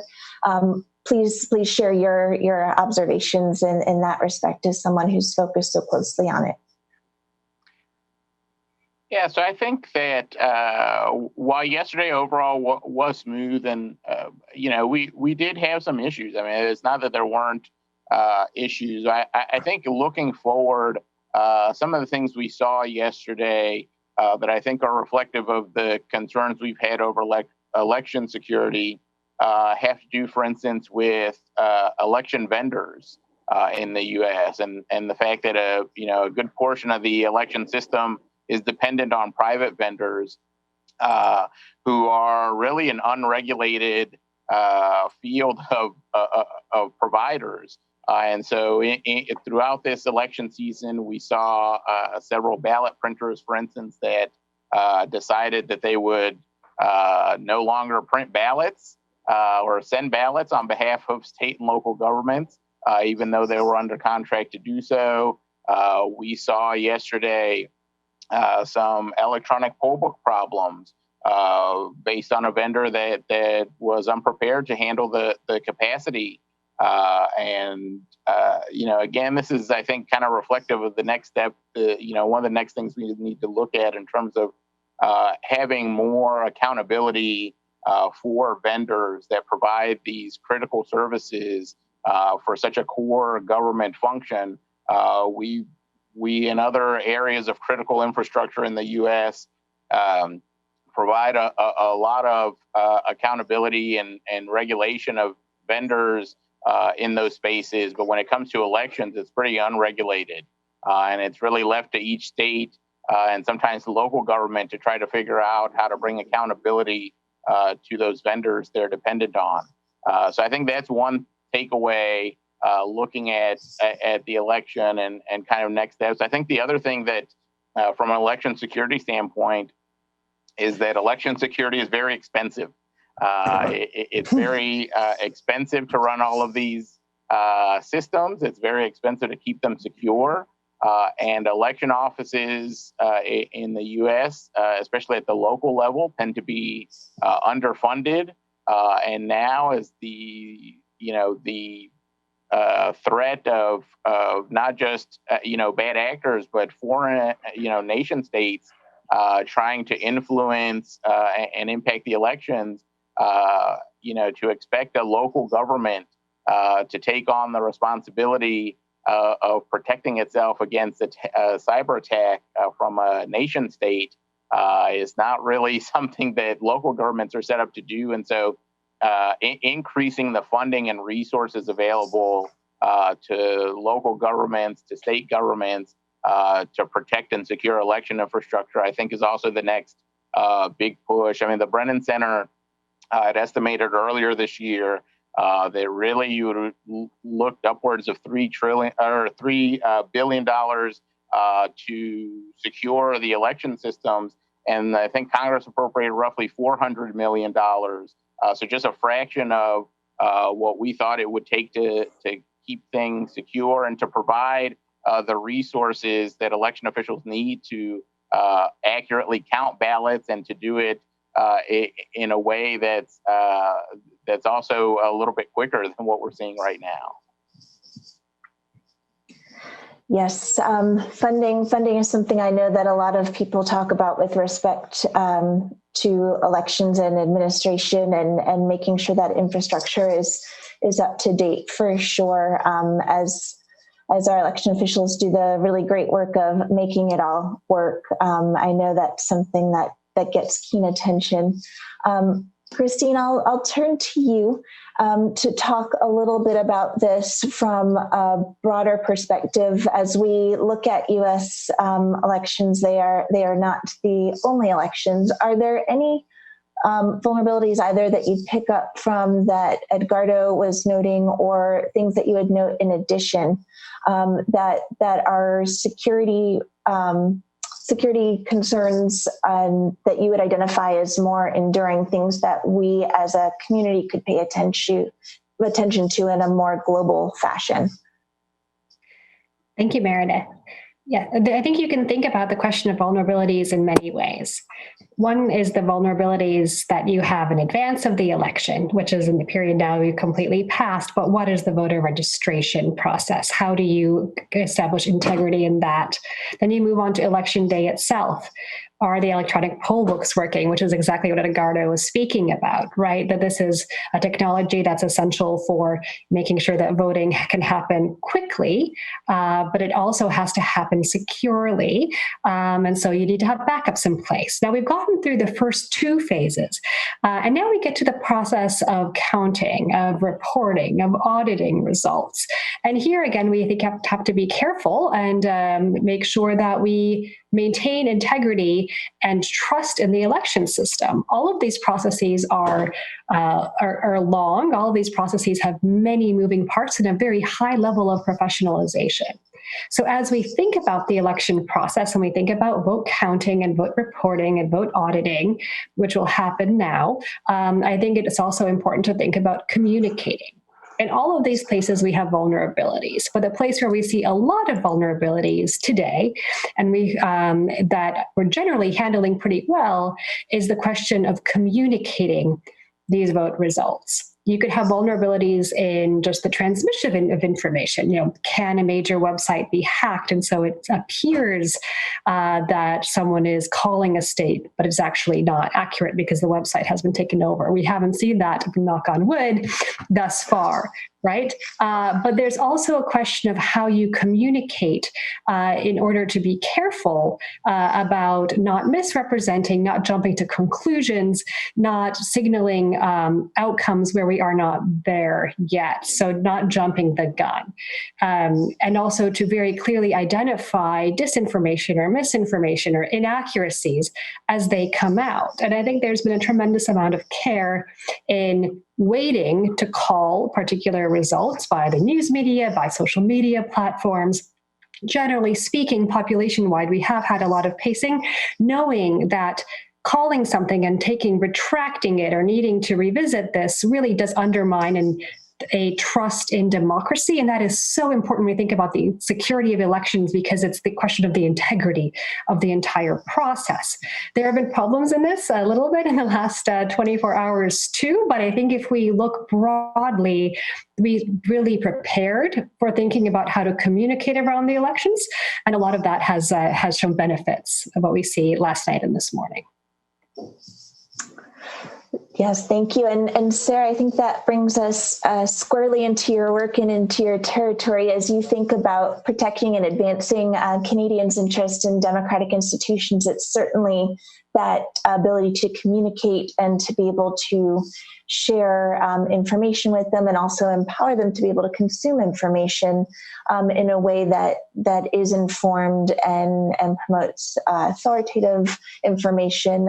Would you speak a little bit to what that means in terms of the application of your work and how that helps to promote democracy and its processes and practices? Absolutely. Thank you, Meredith. And indeed, as you mentioned at the top, I'll just touch on sort of 5 particular measures that were put in place in Canada in advance of our 2019 federal or national elections that took place in October of 2019. And really these measures constitute sort of a suite or plan to to protect our democracy. And, they reflect ones that we found through sort of independent assessment after the national election that were successful. I would also note that very much our planning in this regard was informed by the experiences of other countries, our partners, both within Canada, but also outside, civil society, sort of in an effort to put together a plan that would target the problem of potential electoral interference, and this includes disinformation. There were 4 pillars or objectives that were set out for this plan, including organizational readiness, enhancing citizen preparedness, combating foreign interference, and expecting social media platforms to act. I'll touch on 5 particular measures that formed part of that plan, just in terms of outlining what those were and how they sort of look to address those 4 objectives. In particular, with respect to improving organizational readiness, in 2019, Canada engaged in a very novel collaborative relationship while still recognizing the independence of its federal election administration authority, and that is Elections Canada. We worked very closely in terms of bringing together Elections Canada with our national security agencies, really in an effort to build and foster relationships in terms of ensuring online infrastructure was equipped to deal with cyber risks, as well as training poll staff on cybersecurity issues. And Elections Canada took specific measures, including modernizing its IT systems and, taking and receiving advice from the security agencies. And as I said, this kind of close partnership with the national security agencies was a first for Canada in 2019. Canada also put in place what we call the Critical Election Incident Public Protocol, which was in essence a mechanism by which there could be independent, nonpartisan communication with citizens in the event that there was a threat to the elections that could potentially compromise the elections from being fair and free. And in this case, it constituted a panel of 5 senior public servants, including the head of Canada's public service. And so, I think that in terms of the critical elements that enabled this particular panel and the protocol to be successful, it really did include ensuring that there were the right decision makers that were provided with the best information, a clear mandate, and an understanding of their role.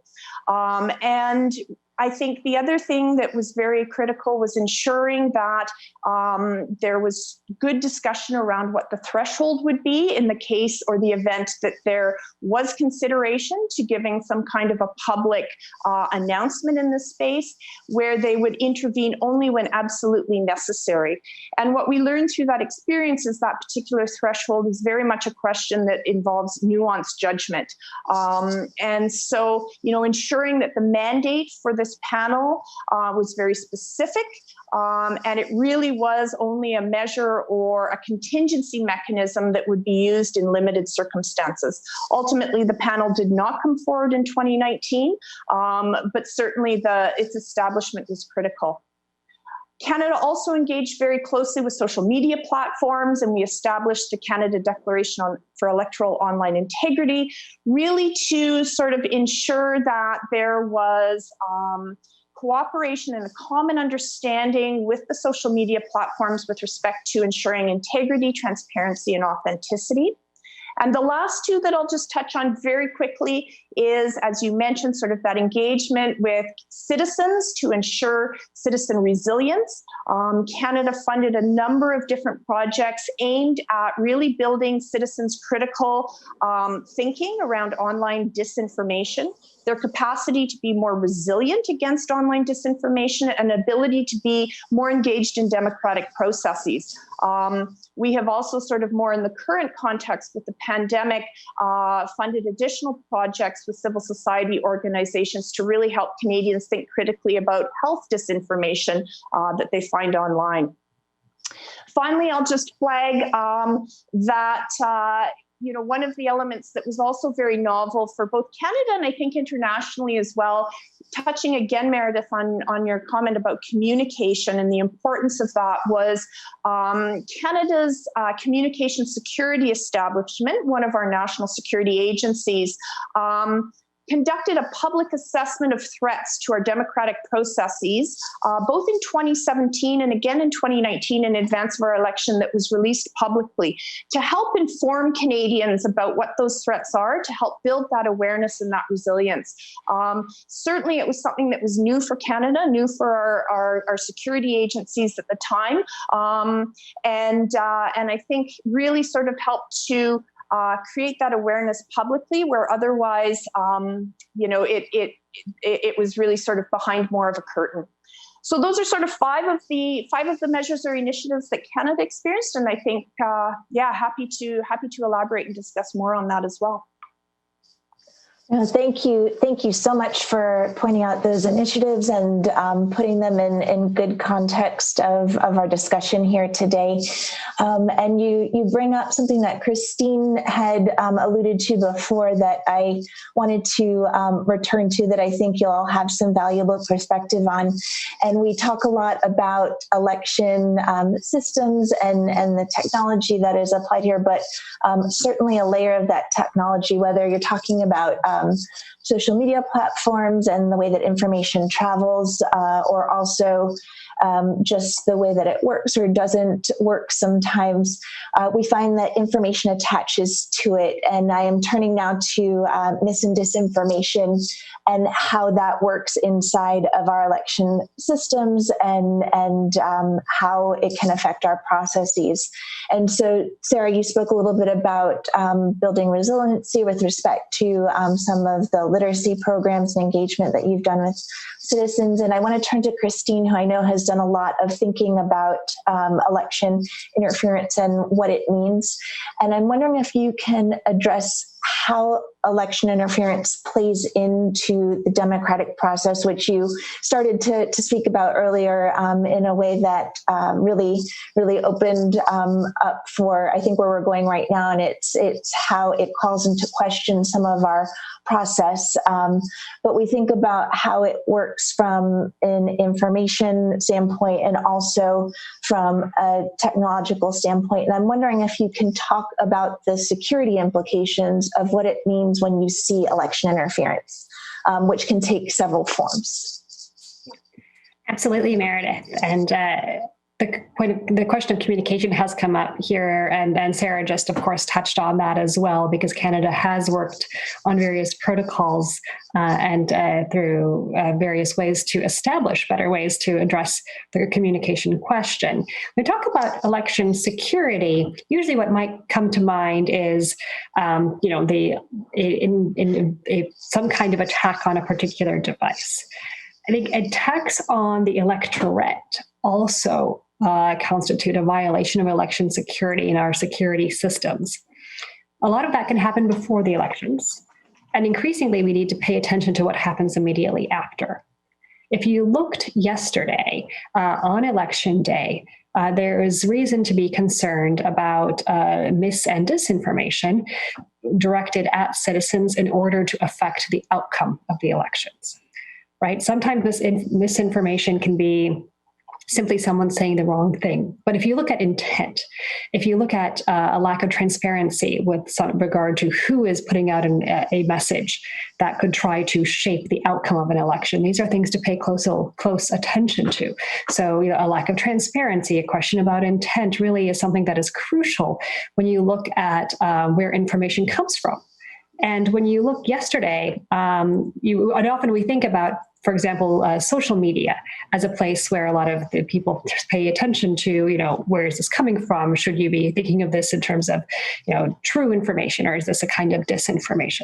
But yesterday we saw a lot of robocalls being directed to American citizens on the day of the vote, telling people to stay safe and stay home, and indicating that voting would be possible the day after the elections, which of course is inaccurate. And what isn't clear is where these phone calls were coming from. It's hard to identify the source. It's hard to trace them. And the FBI is opening an investigation into this. But I think this is one example of also old school technologies being also a kind of vulnerability in the information space, much as new technologies are today. Because if you have people not showing up to elections, if you have people confused as a part of a targeted effort by an actor to change the outcome of election, this undermines election security. Now, another part of election security is the trust in the outcome of the election, which is why it's very important for communication around which way an election went, what the vote counts were, to also be handled securely and smartly, and falsehood to be flagged as such for everyone's knowledge, because this contributes to the security of an election system and the election processes as such. What we have seen, Facebook, Twitter, the social media platforms have come up with warnings that have flagged misleading information or inaccurate information or information that is not based upon final vote counts. That has been very active in the last day, and I think that's very important to show. All the users in order to indicate that something might not be the full picture. And it's very nice to see progress on that, and a very important step forward in election security and an advancement from where we were in the 2016 elections, and very much coming from the lessons we have learned over the past 4 years. Now, but we think about the adversaries for election security and for security as such. It's important to think about the authoritarian powers. You think about Russia, or you think about China. For countries for whom the process, the democratic process, the successful execution of elections, that in and of itself is a threat to the existing regimes. So there's an interest in many of these foreign powers to call election results and the election process into question. We've already seen in the weeks prior to the election, state-backed Russian media sources bringing up the question of, fraud, and is there enough? What is the potential for fraud and the likelihood of fraud in the American election? So we see that this narrative plays into the hands of foreign adversaries, and of course is applicable not only to the American election, but elections anywhere in the democratic world. And so it's also a concern, I think, and something that is unfortunate in the last day, for President Trump to use the terms fraud and election integrity in order to call into question the results that were reported that far, and to, I think, take some steps back in how everyone and the U.S. government has broadly been trying very carefully to frame election security and try to build confidence in elections. But I think we are seeing over many places a great deal of restraint and of care and of education moving forward across the public and private and also civil society sector. Thank you. That is all very, very helpful in terms of framing and thinking about what this means in the context, and especially the comparison from 2020 to 2016 and the multiple definitions and impacts of what it means to see interference from an information and a technological perspective. One of the things that you touched on was that difference between 2016 and 2020. And Edgardo, I'll turn to you quickly for some perspective on some of the differences that we've seen, especially when it comes to information sharing. In 2016, where we saw indicators of interference, it was a while until everybody fully understood. Whereas in 2020, as Christine was just talking about, there was much more immediate awareness and much more understanding in terms of what it means to try and interfere in an election, and what the resolutions are and who the stakeholders are. And I'm wondering if you can give just a little bit of perspective as a former U.S. election official and now someone who is so closely watching the security landscape, what it means to have increased visibility for election officials on this type of impact in this type of item, which can be very impactful on election day operations. Yeah, so in 2016, I was the chief state election official for Virginia, and so it was the first time that there had been any indication that there was attempted foreign interference. I think from an information sharing standpoint, back then it was very difficult to get information from federal agencies that were in charge of kind of intelligence and identifying those threats. And the coordination among states on the security front was non-existent. There's a lot of coordination and kind of sharing of information between states in terms of election administration issues, but from a security standpoint, it was not really something that was high on the list. And so once those reports started coming out, once we started seeing some of that, there started to be increased discussions around how to deal with those issues. And so I think you fast forward to 2020, there is a federal, what is now a federal agency that has been created that deals with cybersecurity. There's also kind of the point for that information sharing in terms of election security issues with states. And the Department of Homeland Security has been able to offer a lot of services to election officials to do the sort of assessments that were mentioned earlier. That Canada did a national assessment. Now states are able to go and work with federal officials to get state level assessments, local level assessments of potential security concerns. So I think it's kind of night and day in terms of the information sharing aspect and coordination aspect when it comes to election security between 2016 and 2020. So I think that is a bright spot. I think that has come out of this is the ability of everybody to kind of come together and work towards a shared goal. And we've seen the creation, like I said, there's a federal agency now that helps with that coordination, but there's also a council that involves multiple federal agencies, state and local election officials that are responsible for also coordinating and helping to disseminate information. So there have been huge improvements in that. I think there is still definitely a way to go. And we saw a couple of reports as we headed towards the election about potential activity in terms of attempted breaches of election websites and voter registration systems, and and so I think we still have some ways to improve that coordination and make it faster and to really make it more comprehensive. But I think the improvements we've seen in the past 40 years has been incredible. Somebody I am thankful to be one of the individuals that's had an opportunity to work at the state, at the local, and at the federal level in election agencies. And this, these past few years, the level of coordination between them and the discussions and just the combined and shared efforts has been pretty amazing.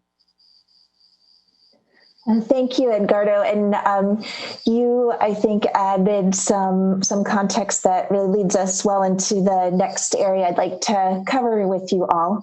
And that is that we do have a shared priority, as you said, and it goes beyond even U.S. elections. It is for all of our folks around the world who are trying to execute elections in a way that is true to the vote and true to the process. And so as we think about the future of election security, this is something that's collaborative. And we talk a lot about systems, but of course we also have an ecosystem in which we have different stakeholders that are participating in election processes. And we've talked about a lot of them today, whether it is folks who are in industry, everyone who's on the ground, who's actually administering, our poll workers who are out there making sure that things are going according to plan, our governments who are making the different rules that are going to help us administer elections, and among countless others.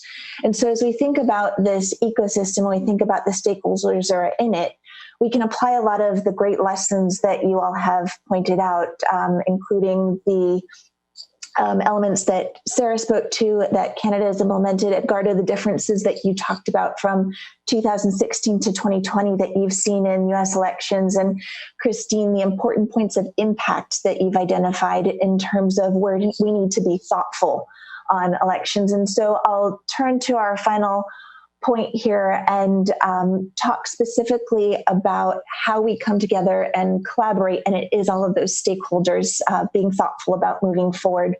So one example, and I'll invite Christine and Sarah to talk about this in just a minute, is the Paris Call community.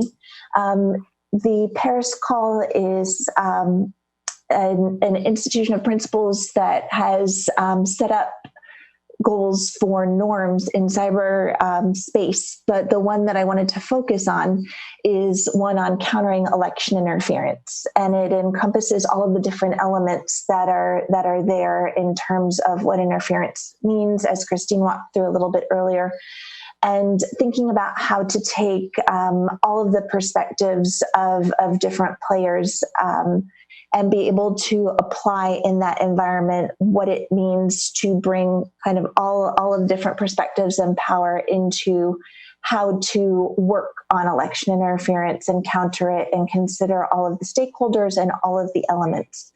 And so I'd like to turn to Sarah first and then to Christine to just talk a little bit about how the Paris Call on principle number 3 does work across all of these elements to think about how to counter election interference, what it means in a variety of environments, and how we can collaborate moving forward. So I'll turn to Sarah first. If you could just talk a little bit about what it means to come together as one of the co-champions on the Paris Call and what it means to work to counter interference in this context. Sure, thanks, Meredith. Canada joined alongside Microsoft and the Alliance for Securing Democracy under the third principle, as you indicated, at the end of May, and it's been a wonderful experience for us to be able to work with both partners in organizing the series of workshops, the 6 workshops that we have put together over the last few months, and as you said, sort of focusing on that entire ecosystem, whether it's from infrastructure and election administration through to thresholds and building citizen resilience.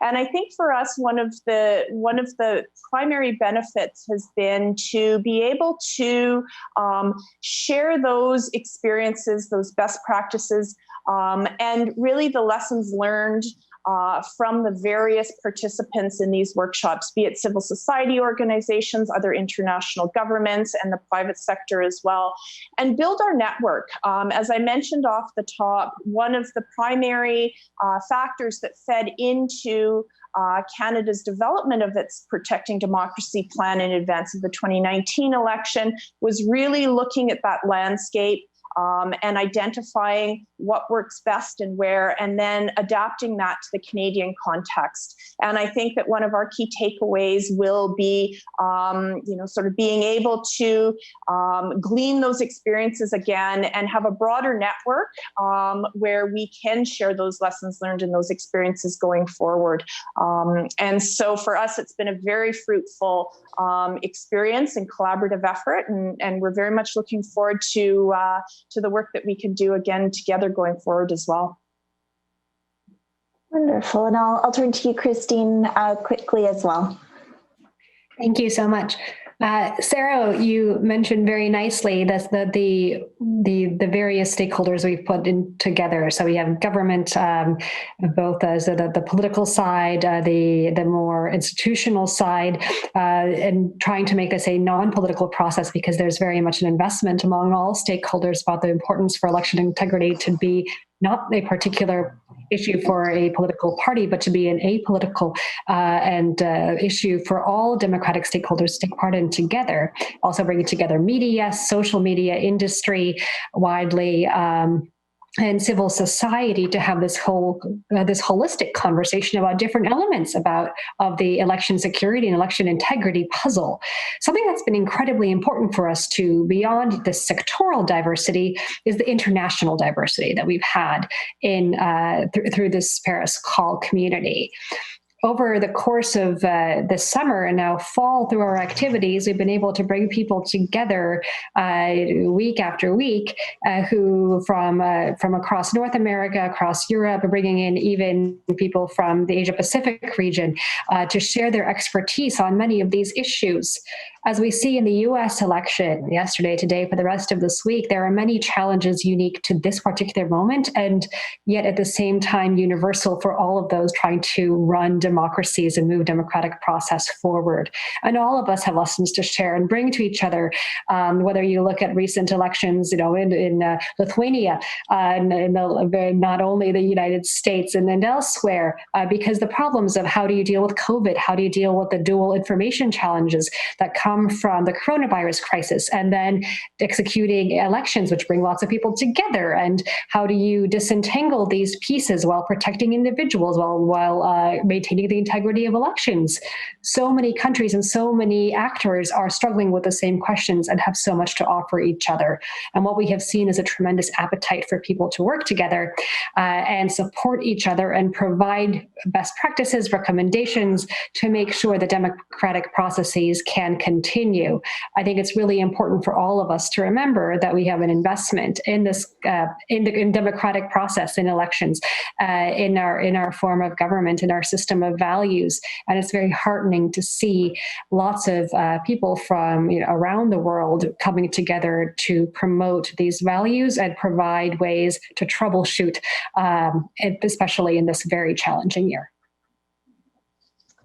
Thank you both so much for your comments on that. And I think what we can take away is that it is an all hands on deck effort here, where it's the diversity of perspective and experience and application of lessons learned. And we will continue to learn them, because this is by no means a perfect process at every time, but there are really, really good executions out there that we can learn from and respond to and apply as we continue to think about how to make sure that our election systems are secure.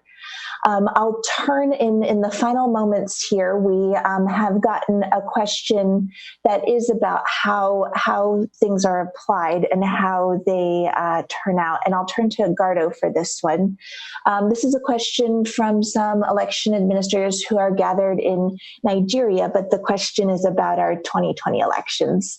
Was wondering if you could speak a little bit more specifically to some of the security features that were considered and put into place in the 2020 elections. I know you talked about some of the ability to share information, the addition of a government institution, but I'm wondering if you could maybe pull on one or two examples of specific applications of improvements, and then if you knew if they were more broadly applied, or given the nature of U.S. elections, if they were a bit more diversified, given that we have different systems and different rules in place in different areas. And I'll turn over to you to just quickly comment on that as we get towards the end of our time.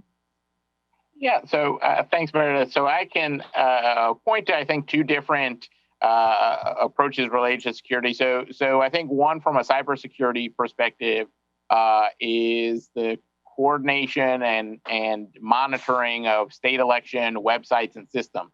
And so there was a big effort to install sensors at the state and some places local level across the country following 2016 that allows the states and federal government to monitor for potential intrusions or attempted intrusions in the state election system. So I think that's a big, that's a big change, a big security feature that's been put in place to help on the cybersecurity front.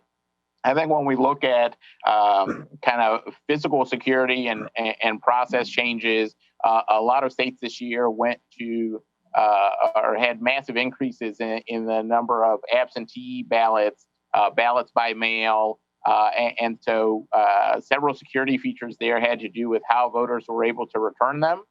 So you saw the implementation of secure drop boxes in addition to being able to mail them back through the mail service. That, because of the decentralized way that our elections work, the approach and kind of how that was actually implemented varied.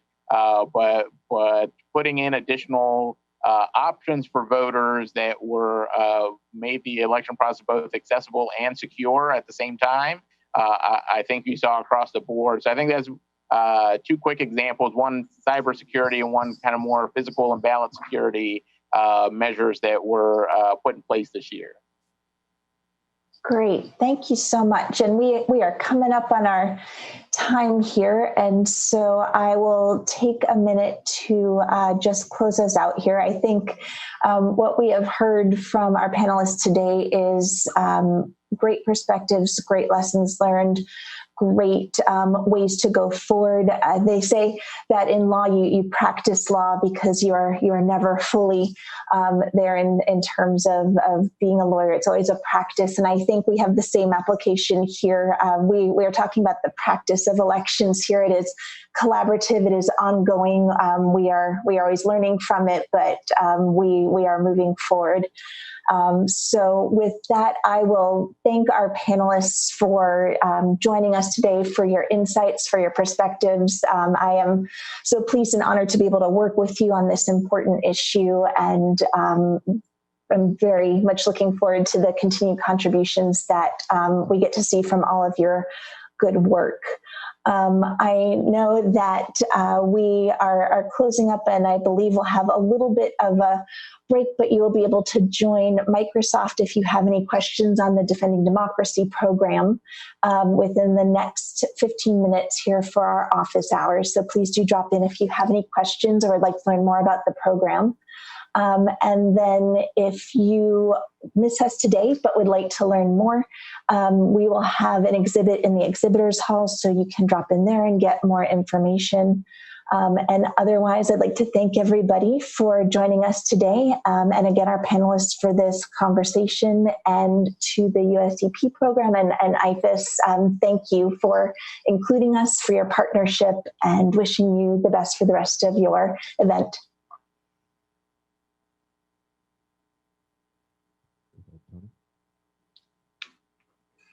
Hello again, and thank you, Meredith and panelists. After a whirlwind week, it is time to close the main portion of IFES's virtual U.S. election program 2020.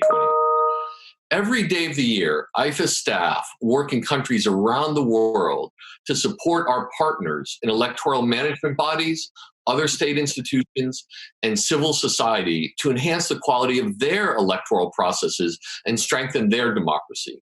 Our mission is to work together with you to build democracies that deliver for all people in a country.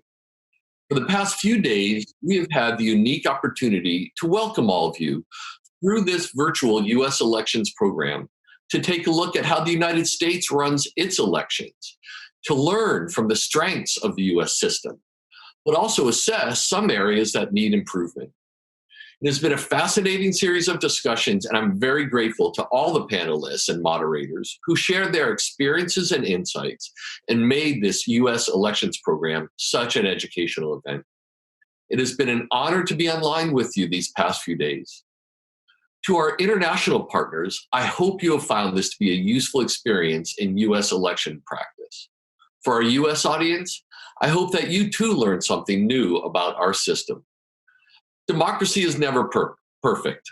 It can be messy, it course corrects often, and sometimes it seems unfair. But I'm confident that an engaged electorate that is invested in resilient institutions and transparent governance can find its way. And today, and in the days ahead, we will continue to see American democracy at work while we wait for every vote to be counted to see who is the next president of the United States. I would like to take this opportunity to recognize the tremendous efforts of election officials and poll workers throughout the United States, and indeed around the world, who work so hard to deliver safe, efficient, and fair elections now in the midst of a global pandemic. Thank you for your service. If you have not had an opportunity to take part in This Is What Democracy Looks Like, the competition will remain open, and I invite you to be creative in showing how you have engaged the electoral process. You can submit photos and videos via the USEP website, and I look forward to seeing your work. At 10:30 Eastern Time in the United States, our champion sponsor, Microsoft, will be holding office hours to continue in an interactive way the discussion around how we can work together to mitigate cyber threats and disinformation campaigns. The discussion is being held in English on Teams, and you can find more information on how to join in the chat. The panels and discussions of the last week, along with the animated whiteboards and other multimedia content, will remain on the USEP website and can be viewed at any time. You can also find video content on our YouTube channel. Please share these resources with colleagues so as many people as possible can benefit from the wisdom and experience of our participants. Finally, I would like to thank Microsoft, our champion sponsor, as well as Facebook, the Open Society Foundation, USAID, and the IFES Board of Directors and staff for making this virtual learning event possible. To learn more about IFES's partners and our range of work around the globe, please visit the IFES website. It has been a pleasure to be with you. I hope to see you online, or even better, in person soon. Thank you very much for your participation, and very best wishes to you all.